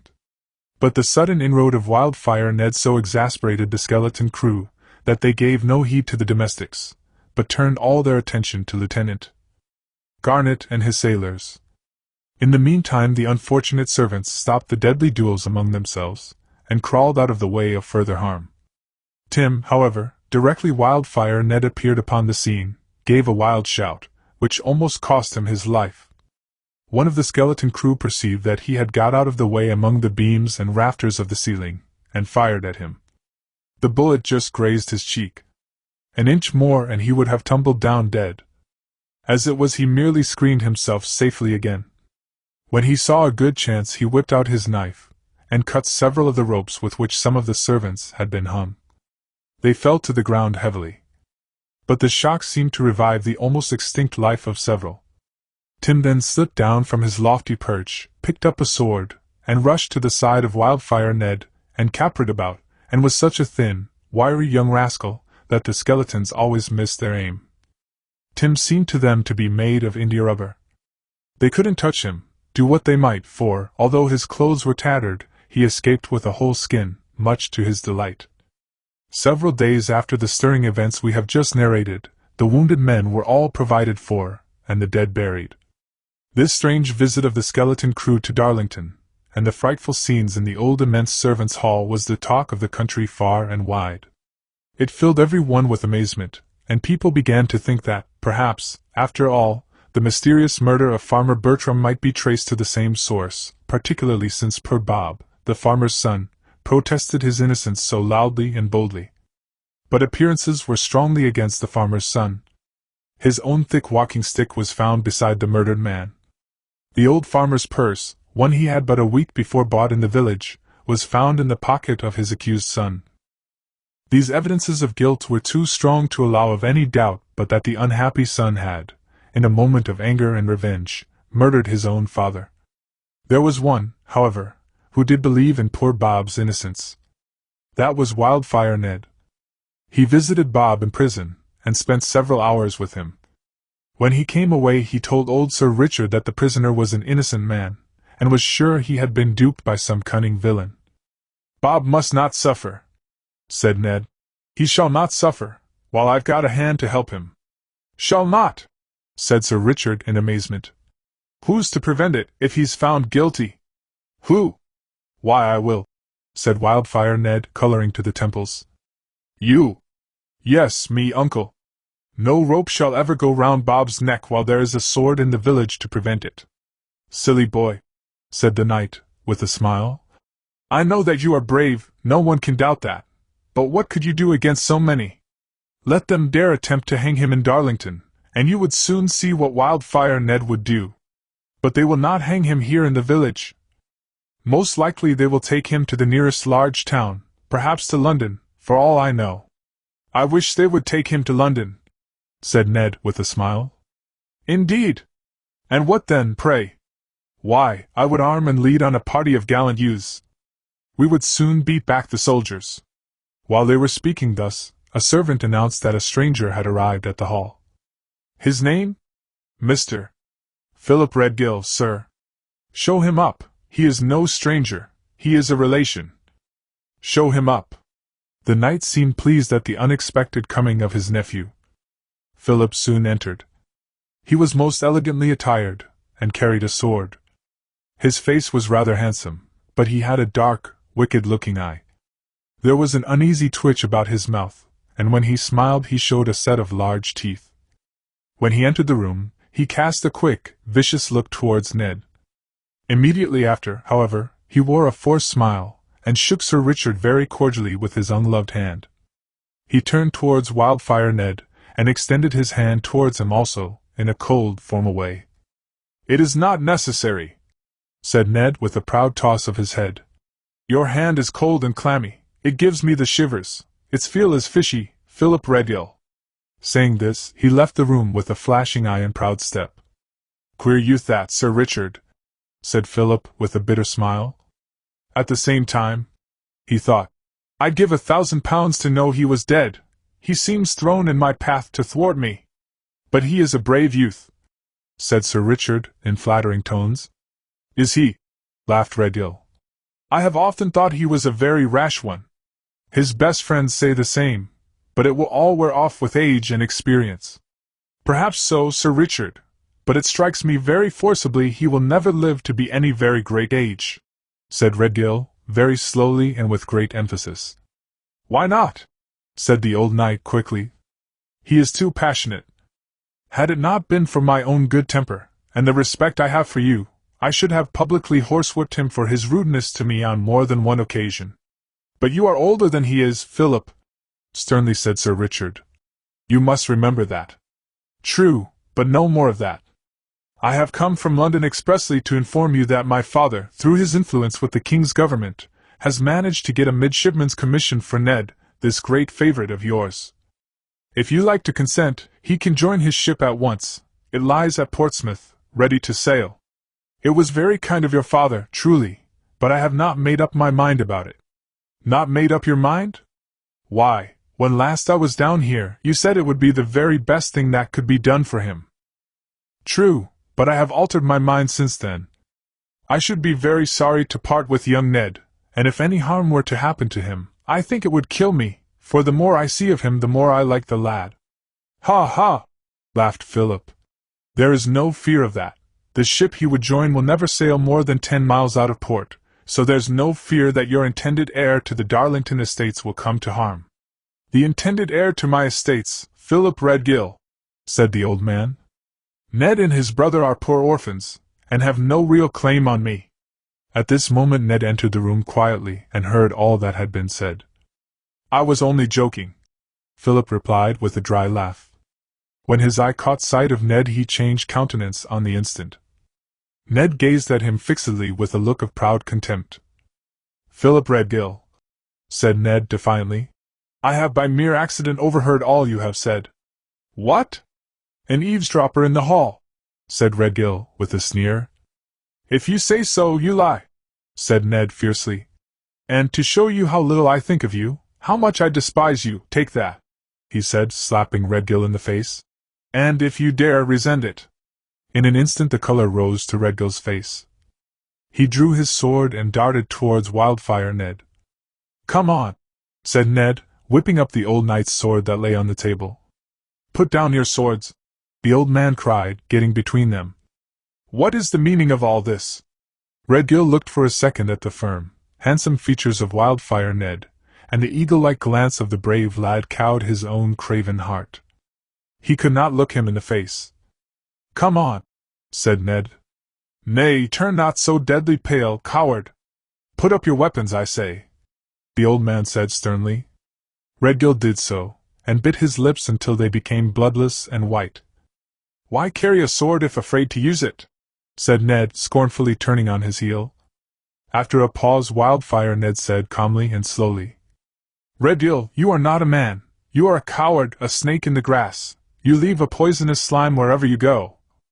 Bloody deeds follow in your wake wherever you tread. There is no love lost between us, 'tis true, but you are a mischief maker, a deceiver. I could say more perhaps. Say on, said Redgill, turning pale. Murder is marked on your face, Philip Redgill, said Ned sternly. Nay, do not tremble, for I know not of what you have done, but I suspect and despise you, leaving it in the hands of heaven one day to disclose what you are. You need not fear that I shall stand in your path to wealth or fame. Trust me, I have too much heart and spirit to eat the bread of charity longer at Sir Richard's table. But ere I leave, remember these my words, Redgill, he said, after a solemn pause. You will one day grace a gibbet. Rogue, vagabond, and murderer is deeply written on your countenance.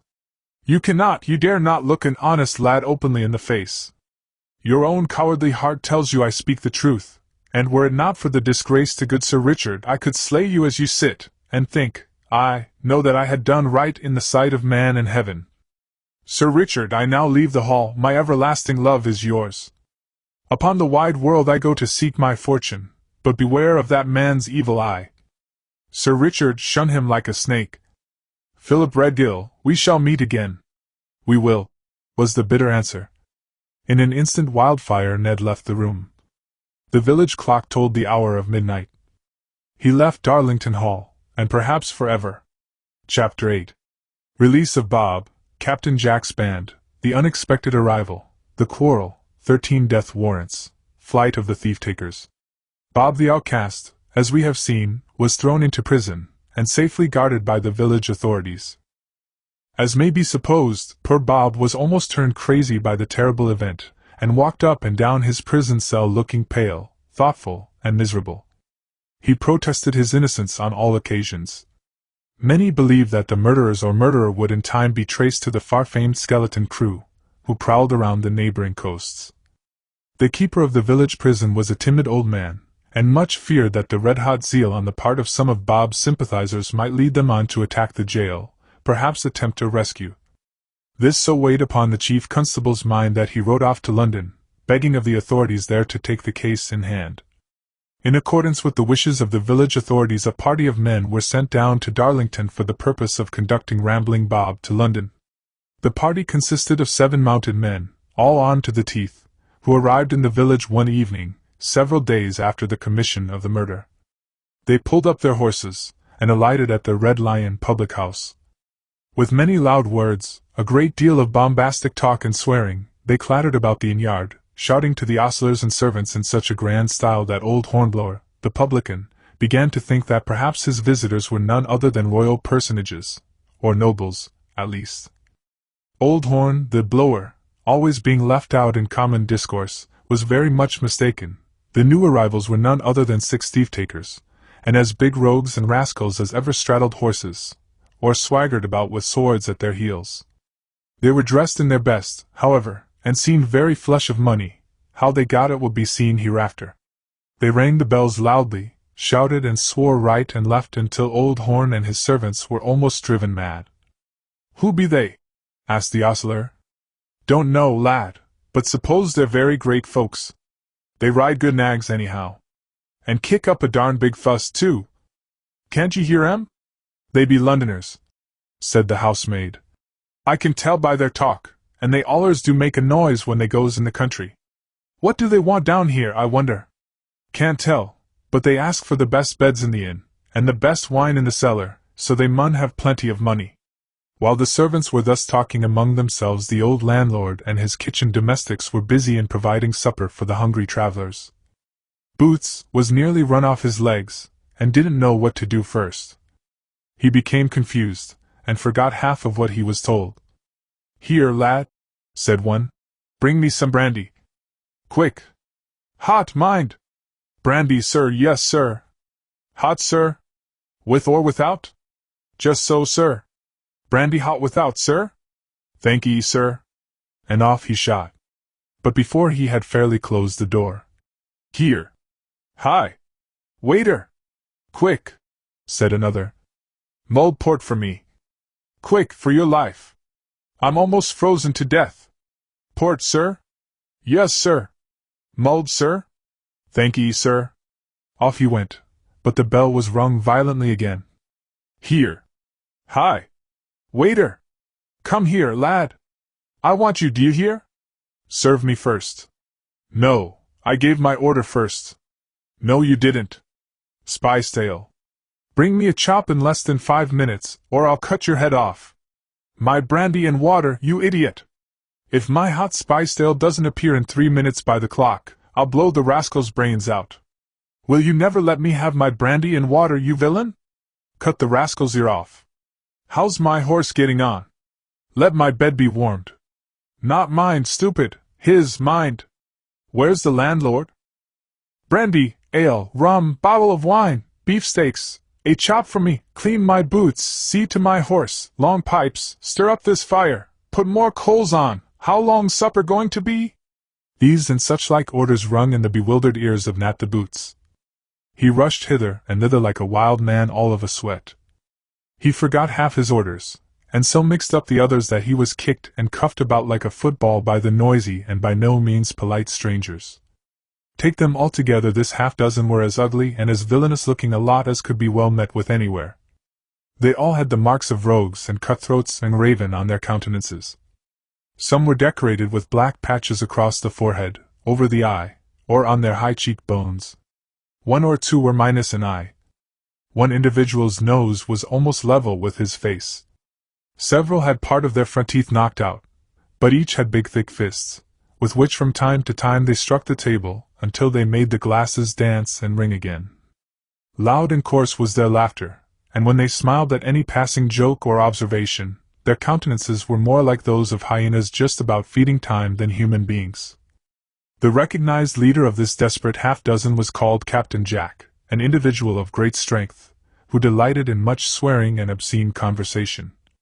Jack what, no one knew for certain, not even those who employed him. When at last supper was provided for this very select and genteel party, they set to work vigorously with knives and forks, and soon demolished a huge amount of meat and vegetables, more than would have sufficed for any ordinary supper party of 20 individuals. They feasted, and swore, and laughed, and bolted their food in a heathenish style, as if all of them had been fasting for a month. Long, copious draughts of various beverages washed the grog down their capacious throats, and they occasionally enlivened the proceedings by throwing potatoes at the waiter, and hitting him in the eye, on the nose, and until Boots's face was bumped and swollen. When the repast was over, these 6 elegant individuals and their captain stretched themselves on chairs, and puffed clouds from long pipes, as if they were the first gentlemen the land instead of the greatest rascals unhung. "As I was saying, lads, Captain," Jack observed, after drinking some brandy and water, "as I was saying, I shouldn't have taken this pretty job in hand, you know, only it gave us all a chance to do a little business on the road on our private account." "True," growled Tom Bates, an oldish, ugly-looking person, with one eye and a broken nose. "True, Captain, and when you did want anybody, in course you knowed where to find 'em." "Ah, we've had some rare old times together, haven't we, Captain?" said Bates, with a long-drawn sigh, which he further suppressed with a flood of spiced ale down his throat. "True, Tom, but the idea of the baker's dozen, as we are called, was yours." "In course it were," said Bates. "But I aren't at all proud, it were only a lucky thought. When you got your fust job from the justices, what could a been a neater idea than to have a company o' 12 or 13 good trusty lads about ye, when times were busy, all sworn to secrecy and fair shares o' booty?" It must be here explained, for the reader's information, that Captain Jack had been such a noted thief and rascal in his time that he had often been, and was now regularly, employed as thief-taker. But this position only gave him opportunities of becoming a still greater scoundrel. With this view, he and Tom Bates formed the idea of having a band of 12 or 13 men, who should act under the captain's orders, and under cover of being the thief-taker's occasional assistants, would thus have an ample chance of turning a dishonest penny to their own account. This was agreed upon, and the band formed. The name under which they were known was the Baker's Dozen. Each man had a particular talent, one for housebreaking, a second for counterfeiting, a third for horse stealing, and so on. The authorities never dreamed that such a bandit company existed, and placed all faith in Captain Jack, although he was the greatest rogue in England, as will be seen in this exciting narrative. "We've often heard the whole story before, Tom," said Faulkner, another of the company. "So cut it for the present. It's been many a good year in existence, and I warrant ye hadn't as many grog blossoms on your nose afore it started as ye have now." "Stow that, Falky," said Bates. "I've got corns as well as grog blossoms, mind, and you wouldn't a been one o' the dozen at all 'cept for me. No, that you wouldn't, but I know what you would have been." "What?" "Why, meat for vultures and night-carrion birds, as pay their respects to the gibbets." This remark made all laugh, for it was well known among them that Faulkner would have been hung on the charge of robbery had not Bates induced Captain Jack to swear that he was innocent. "Well, enough of chaff," said Captain Jack. "Let's to business. Is that door shut?" "Yes." "Well, let one of ye go and stand outside to give the office if any one comes in." This was done. They all clustered round the table, and dived their hands down into their capacious pockets. One produced a purse, another some finger and car rings, 2 others had a bundle of banknotes, watches, snuff-boxes, the diamond hilts of broken swords, jeweled shoe and dress buckles, and other things of value were displayed. "You haven't been idle on the road, I see," said Captain Jack with a grin. "This makes up for our unpleasant journey down here for that silly bumpkin." While they were dividing the booty, Captain Jack was deep in figures, and so was Tom Bates, that the entire swag might be apportioned so as to give themselves the greatest share. While thus engaged, Bates raised his eyes towards the parlor window. "Damn me if there ain't some one peeping through the round hole in the shutter," he stammered. In an instant he pulled out his pistol, and fired. The ball smashed the glass, and went right through the hole. Someone was heard to fall outside. Tom Bates rushed to the window, and flung the shutter open. No one was there. "Well, if I didn't hit him, I must have shaved him closely," said Bates, and closed the window again. The moment Captain Jack had divided the spoil, a horseman was heard to halt at the inn door. "A traveler, and at this late hour." "Who can it be?" said the select party in the parlor. "Who can it be?" "Here, waiter," said one and another. "Don't let the place be overcrowded, there are 7 of our party here already, you can't accommodate any more. I swear I'll have no half-bed tonight.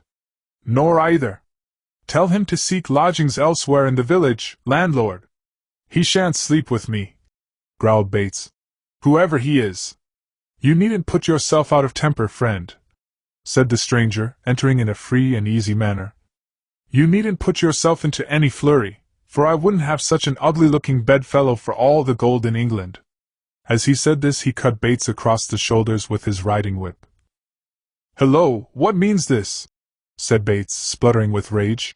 I say, my fine, dandy gentleman, do you know who you're cutting about the shoulders with your riding whip? Take no such liberties, young man, or you may repent of it. Tut tut, man, you don't know how to stand a joke. That's no joke, as you'll quickly find, if you're not very civil, growled Bates, puffing his pipe. This parlor is engaged, said Captain Jack. I see it is, the stranger said coolly. The beds are all engaged. You had better go elsewhere. We don't wish to be disturbed, we are all friends here. So I perceive, said the stranger coolly. And I'm the last man in the wide world to make you enemies. He was cloaked, and wore his hat over his eyes.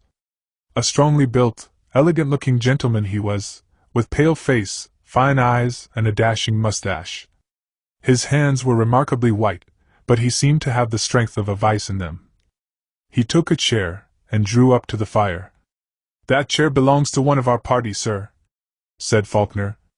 Then let him get another, said the new arrival very coolly.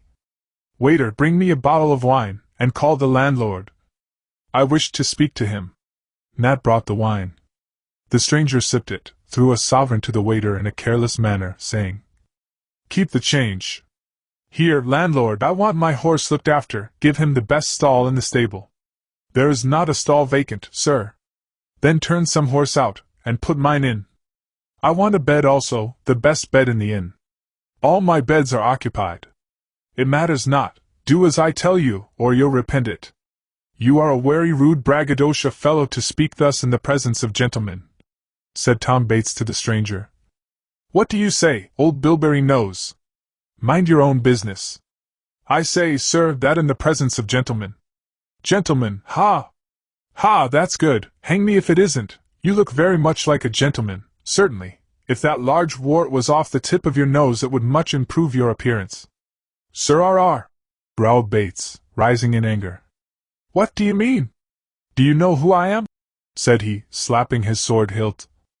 Oh, sit down and take it coolly, the stranger replied, laughing. Don't stand there gaping like a half-stuck pig. Know you, of course I know you. Then, sir, if you do, you know me to be a gentleman, an administrator of justice. I know you to be a d old thief, the biggest liar, and, at a pinch, the biggest coward in all London, the stranger replied. Thief! Liar! Coward! Gasped Bates, whipping out his sword. If you are a man, defend yourself. If you are not a fool, sit down, you can't frighten me. I'm too old a bird for that. This quarrel had now thoroughly aroused Captain Jack's party, who were noisy and boisterous, but they did not interfere, for they imagined that Bates was more than a match for the stranger. Draw, I say, growled Bates, or I'll slay ye like a dog. Clear the way, there, comrades, leave this impudent rascal to me. Sit down, or I'll knock your head off, was the cool reply. Bates, all furious and maddened at the stranger's calmness, made a fierce lunge at him. The instant he did so, however, the stranger fired a pistol, and knocked the large wart from the tip of Bates's nose, and next instant gave him such a smack on the jaw as laid that hero sprawling on the floor. Tom Bates was thunderstruck, and sat upon the floor looking at the stranger with eyes of wonderment. His friends were equally astonished, and for a moment it looked as if the whole party were intent on slaying the newcomer.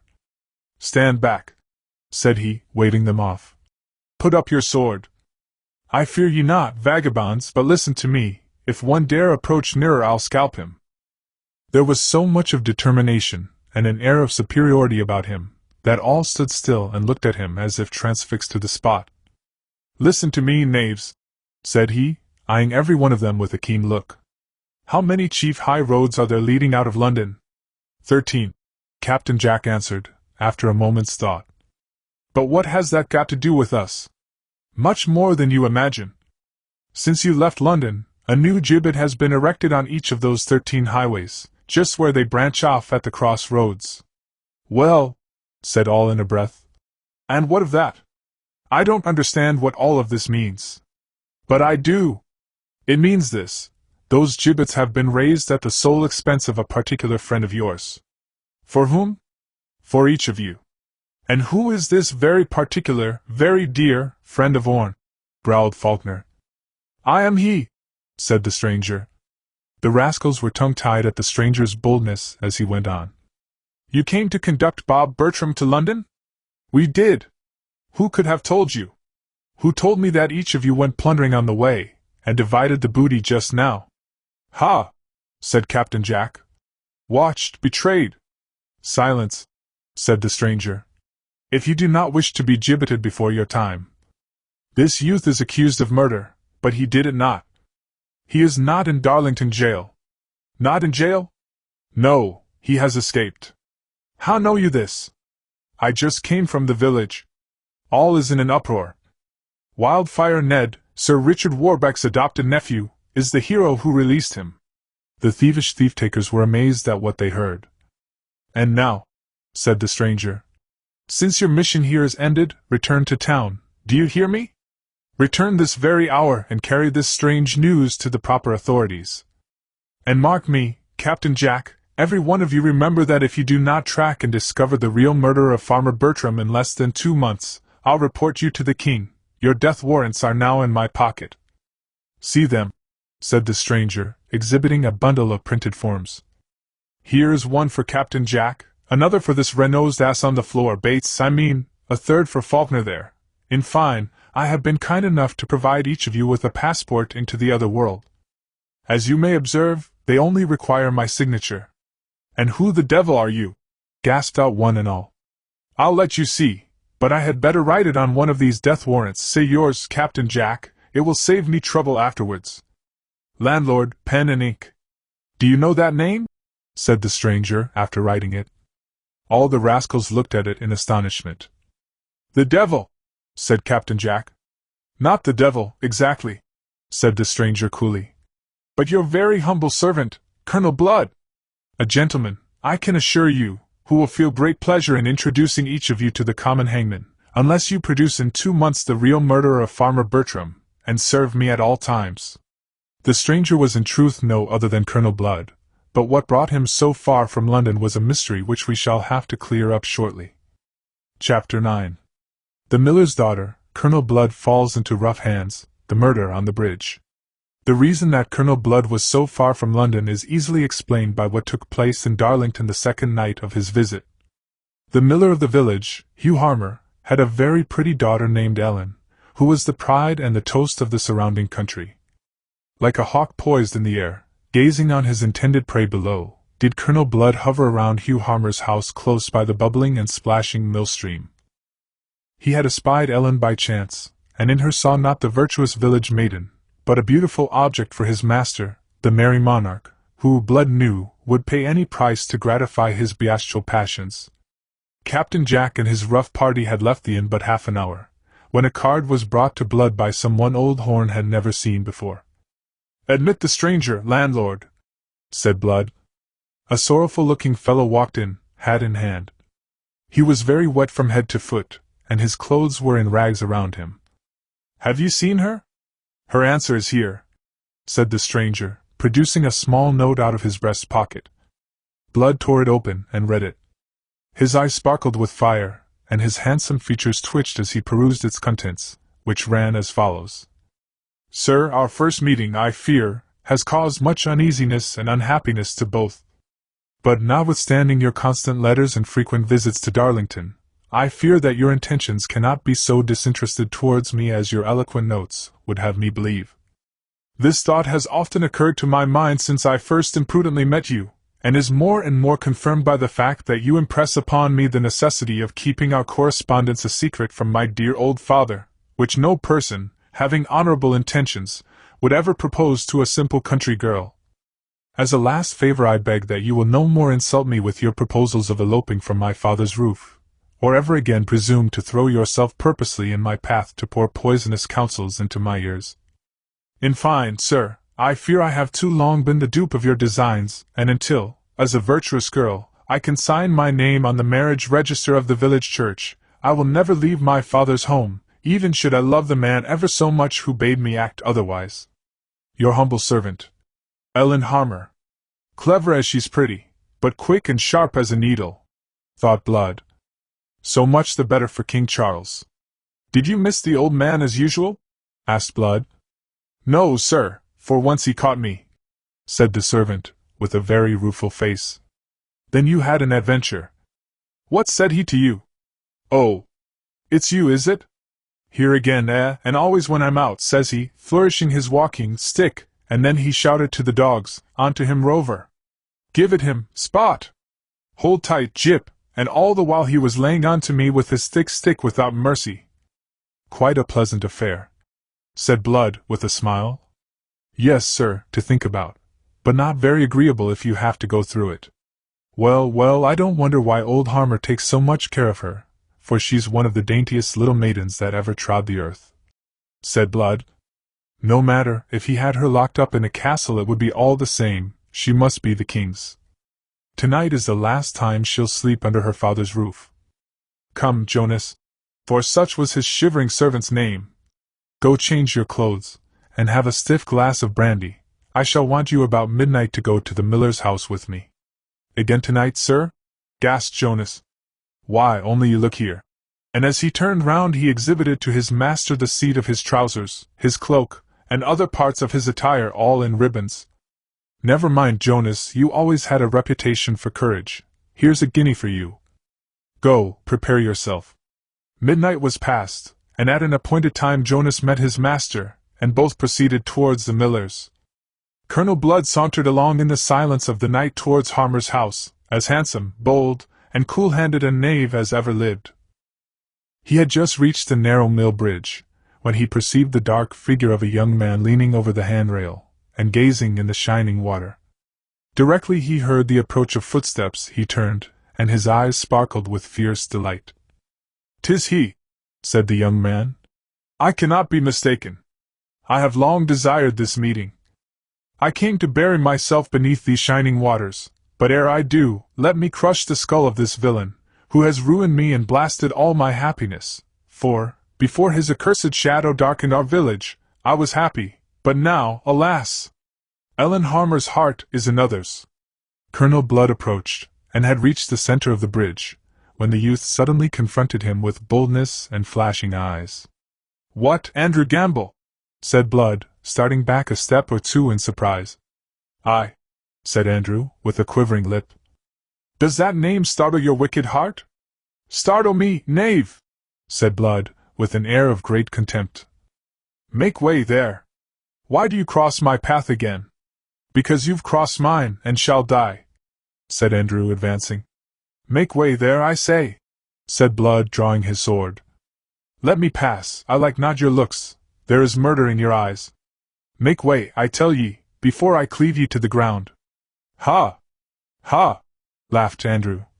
"You can flourish your toasting fork, I see, just as cleverly as I can my father's flail, but you don't frighten me, for all that, fine gentleman as you are. Once for all, make way, fellow, or I'll cleave your skull," said Blood. "I cannot afford to waste valuable time in parleying with a country clown." He had scarcely spoken the word, when Andrew Gamble rushed suddenly upon his enemy and disarmed him in an instant. Colonel Blood was thunderstruck. The action had been so sudden, and the weapon so cleverly wrenched from his grasp, that he stood gaping in surprise.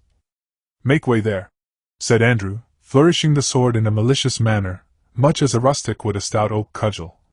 Colonel Blood retired a pace or two in evident fear of his brawny antagonist. "Villain! You quail," said Andrew, with a savage laugh. "You quail and turn pale before the very man you just now threatened. But fear not, I will not, as you would have done, raise my weapon against a defenseless man.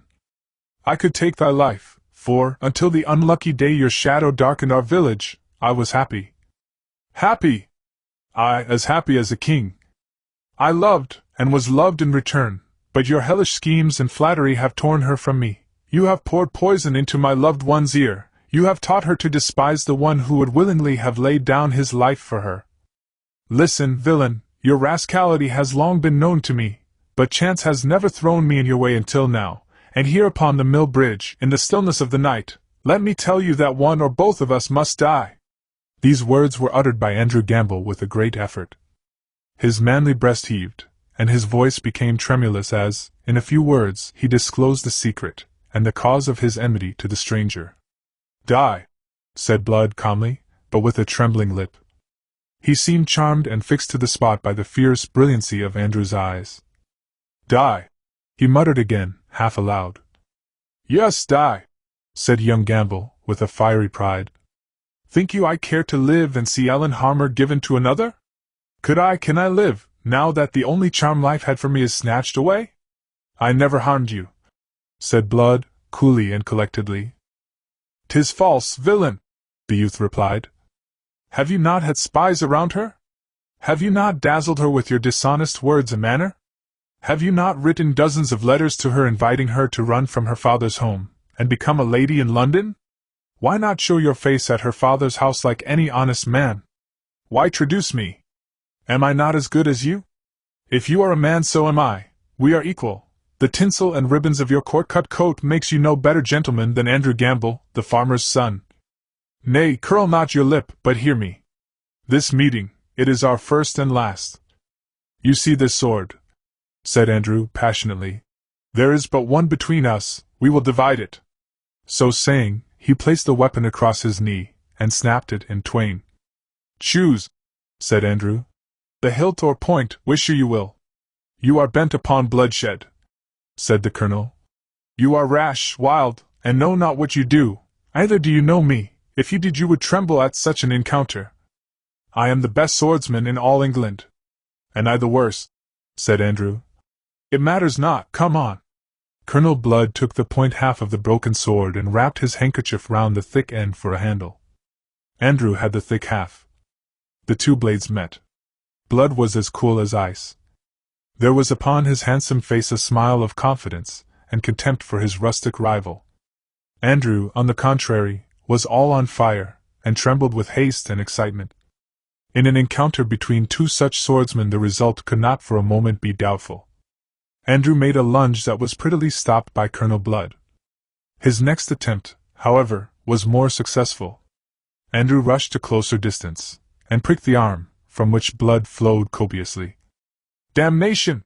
swore the infuriated swordsman. "To be beaten by this country clown is a lasting disgrace. Nevertheless, he shan't live to boast of it." He gathered himself together for a final stroke, which would have proved fatal to the brave rustic, but Andrew turned the colonel's point. A desperate struggle now ensued on the narrow bridge. They seized each other by the throat. Their weapons were in deadlock. A single moment would decide all. The strength of each was about equal, and giant-like were their struggles. But a trick saved Blood. He quickly placed one foot behind Andrew's leg and backheeled him. This was fatal to Andrew. He fell. In the act of falling, Colonel Blood stabbed him. The brave rustic threw up his hands with a sharp cry of pain, and rolled into the shining river. "Fool!" said Colonel Blood, with a contemptuous oath, as he looked into the bright waters beneath him, rippling and eddying in the moonlight. "Fool! How dare the village dolt to cross my path? So be it with all who dare cross the path of Colonel Blood." He threw the red blade into the small narrow river stream, and bound up his arm with his handkerchief. "Now for the pretty wench," said he. "If I succeed in carrying her forth, my fortune is made. Stop! What was that sound?" He stood and listened. "Help! Help!" cried a distant voice.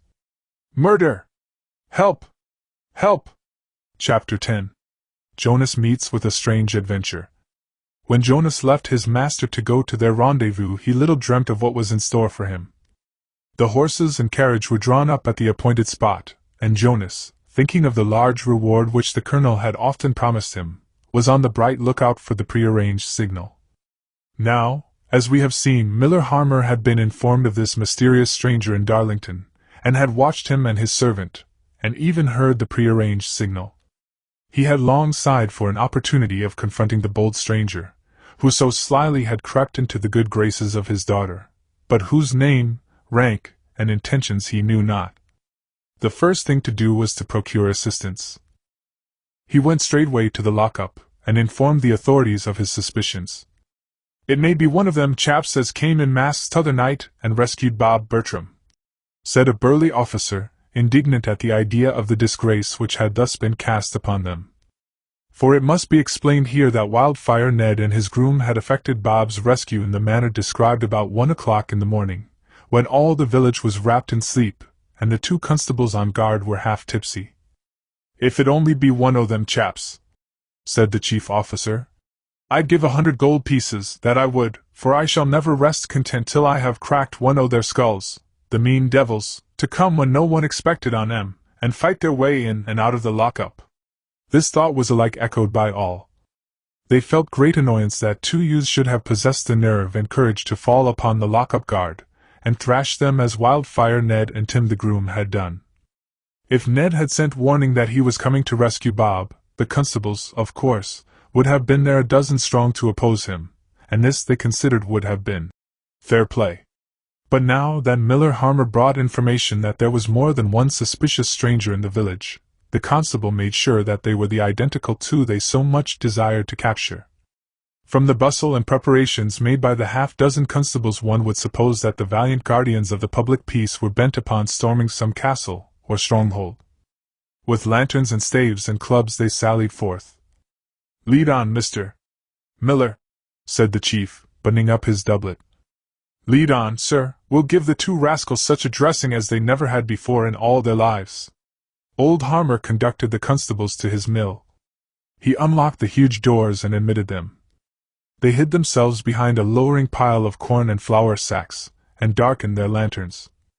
"Stand firm, my merry men," said the chief of the party. "Stand firm, and when the signal is given arrest the rascal as he enters." Miller Harmer now went to the half-open door. He gave 3 shrill whistles, each after an interval of about half a minute. "Here the villain comes," said Harmer, hiding himself. Jonas at that moment was observed approaching in a stealthy, cat-like manner, crawling along under the shadow of the trees and cottages of the village. He was seen to stop once or twice, and look furtively around him. He did not know why, but a feeling of suspicion assured him that in some way his master's scheme for abducting Ellen Harmer would involve heavy blows, if not broken sconces. He had armed himself, therefore, with a stout, short club of oak, which he concealed under his cloak. As he approached the mill door he was half inclined to run away again. "Courage, Jonas, courage," said he to himself, half aloud. "Remember the rich reward in store for you. The colonel, my master, is a bold, brave devil, and I must be so likewise." "So I am," said Jonas, slapping his chest. "Who knows but what I may be a gentleman one of these fine days, if all goes on well. Won't that be grand? Courage, then, Jonas, none but the brave deserve the fair. Onward! Rewards and honor await you. That whistle, though, didn't much sound like master's," he thought. "And yet it must be. There it is again. All is right, the girl is secured. Onward, Jonas, teach these rustic villagers what brave stuff Londoners are made of." He crept towards the mill slowly and very carefully, and it must be confessed that his legs trembled violently under him, and his teeth chattered. "He comes," said the miller, in a half-whisper. "Make ready to receive him." Jonas crawled up to the half-open mill door, and peered into the darkness before him. "That you, master?" he whispered. "Why, yes," was the soft answer.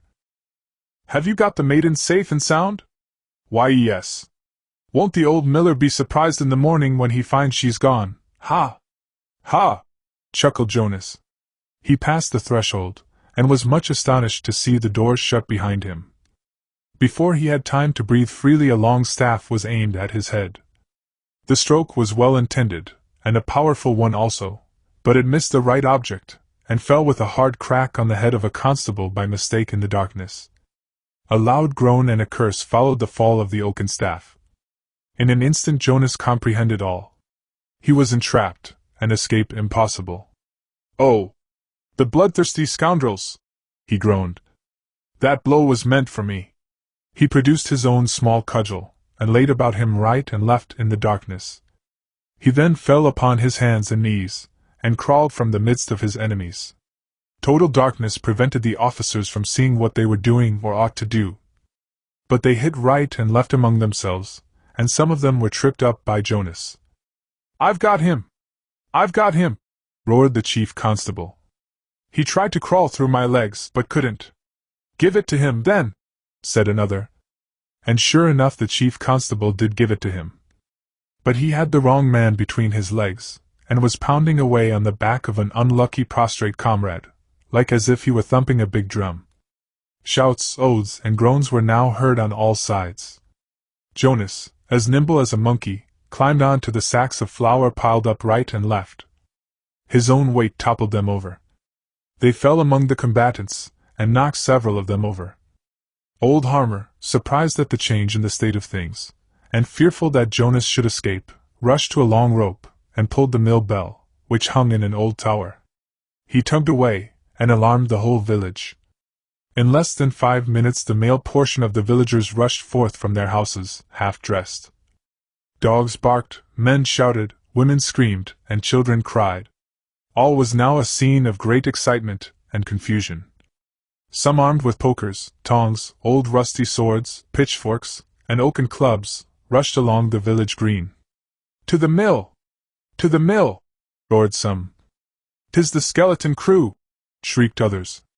"They have murdered the miller, and run off with Ellen. The constables are half murdered. On, lads, on!" These and similar shouts were now heard on every hand.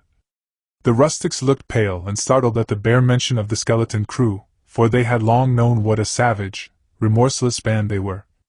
Many, at the bare mention of the skeleton crew, ran into their cottages again, and barred their doors. Not a few fell on their knees, and began to mumble out their prayers in a very rapid manner. Some dozen or more stout-hearted, broad-backed fellows, however, boldly ran towards the mill, and dashed in.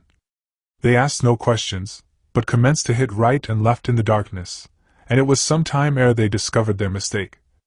When they did, however, they began to swear at each other in a very violent manner, nor did they heed the sighs and groans of the chief constable and his unlucky followers, who were half smothered under the sacks of flour. They searched the mill in every direction, but for full half an hour were unable to discover Master Jonas. That worthy youth had clambered over the sacks, and made his way up to the 3rd story of the mill. He looked in every direction for some means to escape, but found none. The infuriated rustics, led on by old Harmer himself, now ascended the stairs in single file, and instituted a vigorous search. They brought with them several dogs to assist in the affair. One of these, more diligent in his search than others, scented out Master Jonas, who was concealed behind a flour bin. He might have long remained there, unknown to the searchers, but the miller's dog gave Jonas such a quiet nip in the leg, as made that worthy howl aloud with pain. "He's here! We've got him!" "No, you haven't," said Jonas. With a sudden bound he rushed from his hiding place, and dashed towards the 2 trapdoors through which the sacks were raised from below. They stood open, and in front of him dangled a long rope almost to the ground. This he seized, and began to slide down with the skill of an acrobat. But an accident happened to him that he least expected. The crane was pushed out from the wall, and to Jonas's horror, he found himself dangling right over the mill dam. "Oh, the murdering villains! What must I do now?" thought the luckless servant. "They have shoved out the crane, and here am I dancing between the sky and a deep mill dam. Cut the rope! Cut the rope! Drown the rascal! He can't escape! Lower the rope! No, cut it, roared old Harmer. "End the rope, so we capture the villain." With right goodwill, several began to cut and hack the rope. Jonas felt the rope's vibration, and shut his eyes.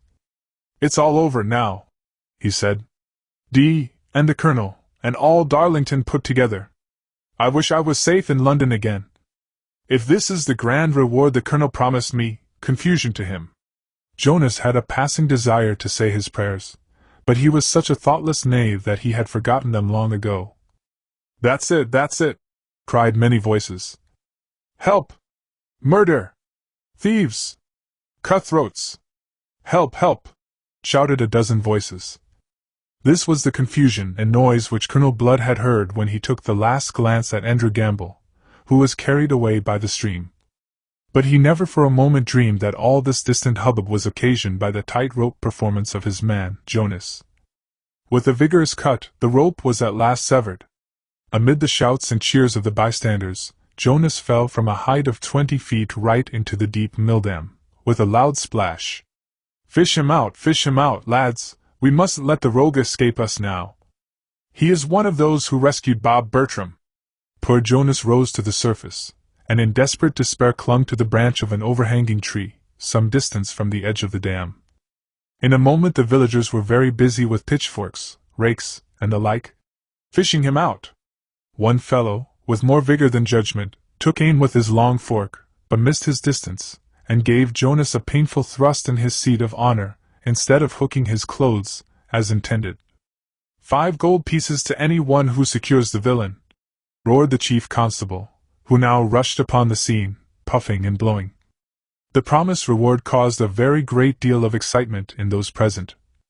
A rope was now procured. With great dexterity some one present made a noose in it, and very cleverly threw it over Jonas's head. "Pull away, lads," said the rope thrower. "Now then, all together! You'll choke the varlet," someone said. "Small odds," said the rope thrower. "Small odds, so we get him dead or alive." "Now then," said another. "All together, a strong pull, and a long pull, mind!" So vigorously did they haul away at the rope that in less than a minute Jonas was dragged to the bank, half strangled and half drowned. "Light ho! Lights here!" cried a dozen voices, and lamps were immediately brought to the spot. "That's him! That's one on 'em!" said the chief constable. "I could tell him out of 100. That's him as has been prowling about Darlington, and rescued Bob Bertram." "He looks a villain every inch of him," said old Harmer. "I'm sorry we haven't got t'other. He's the worst of the two, and the rascals ain't satisfied with what they've already done, but must concoct a scheme for running off with my daughter Ellen." "Horrible!" "Awful!" chimed in one and another. "Undo the rope," said the chief constable. "At least loosen it a bit. We don't want to hang him yet." "No, that fun has to come," said another, with a loud laugh. "Bring him along, lads. I'll lead the way with the light," said the chief constable. And poor Jonas was dragged forth to prison with a long halter around his neck. He was dripping wet, and soaked to the marrow. His thighs were bruised and wounded by cuffs, the fork prongs, and dog bites. His legs trembled from under him. Dogs barked at him, men jeered, and women clapped their hands. He was cast into jail by the chief constable with looks of professional pride and triumph.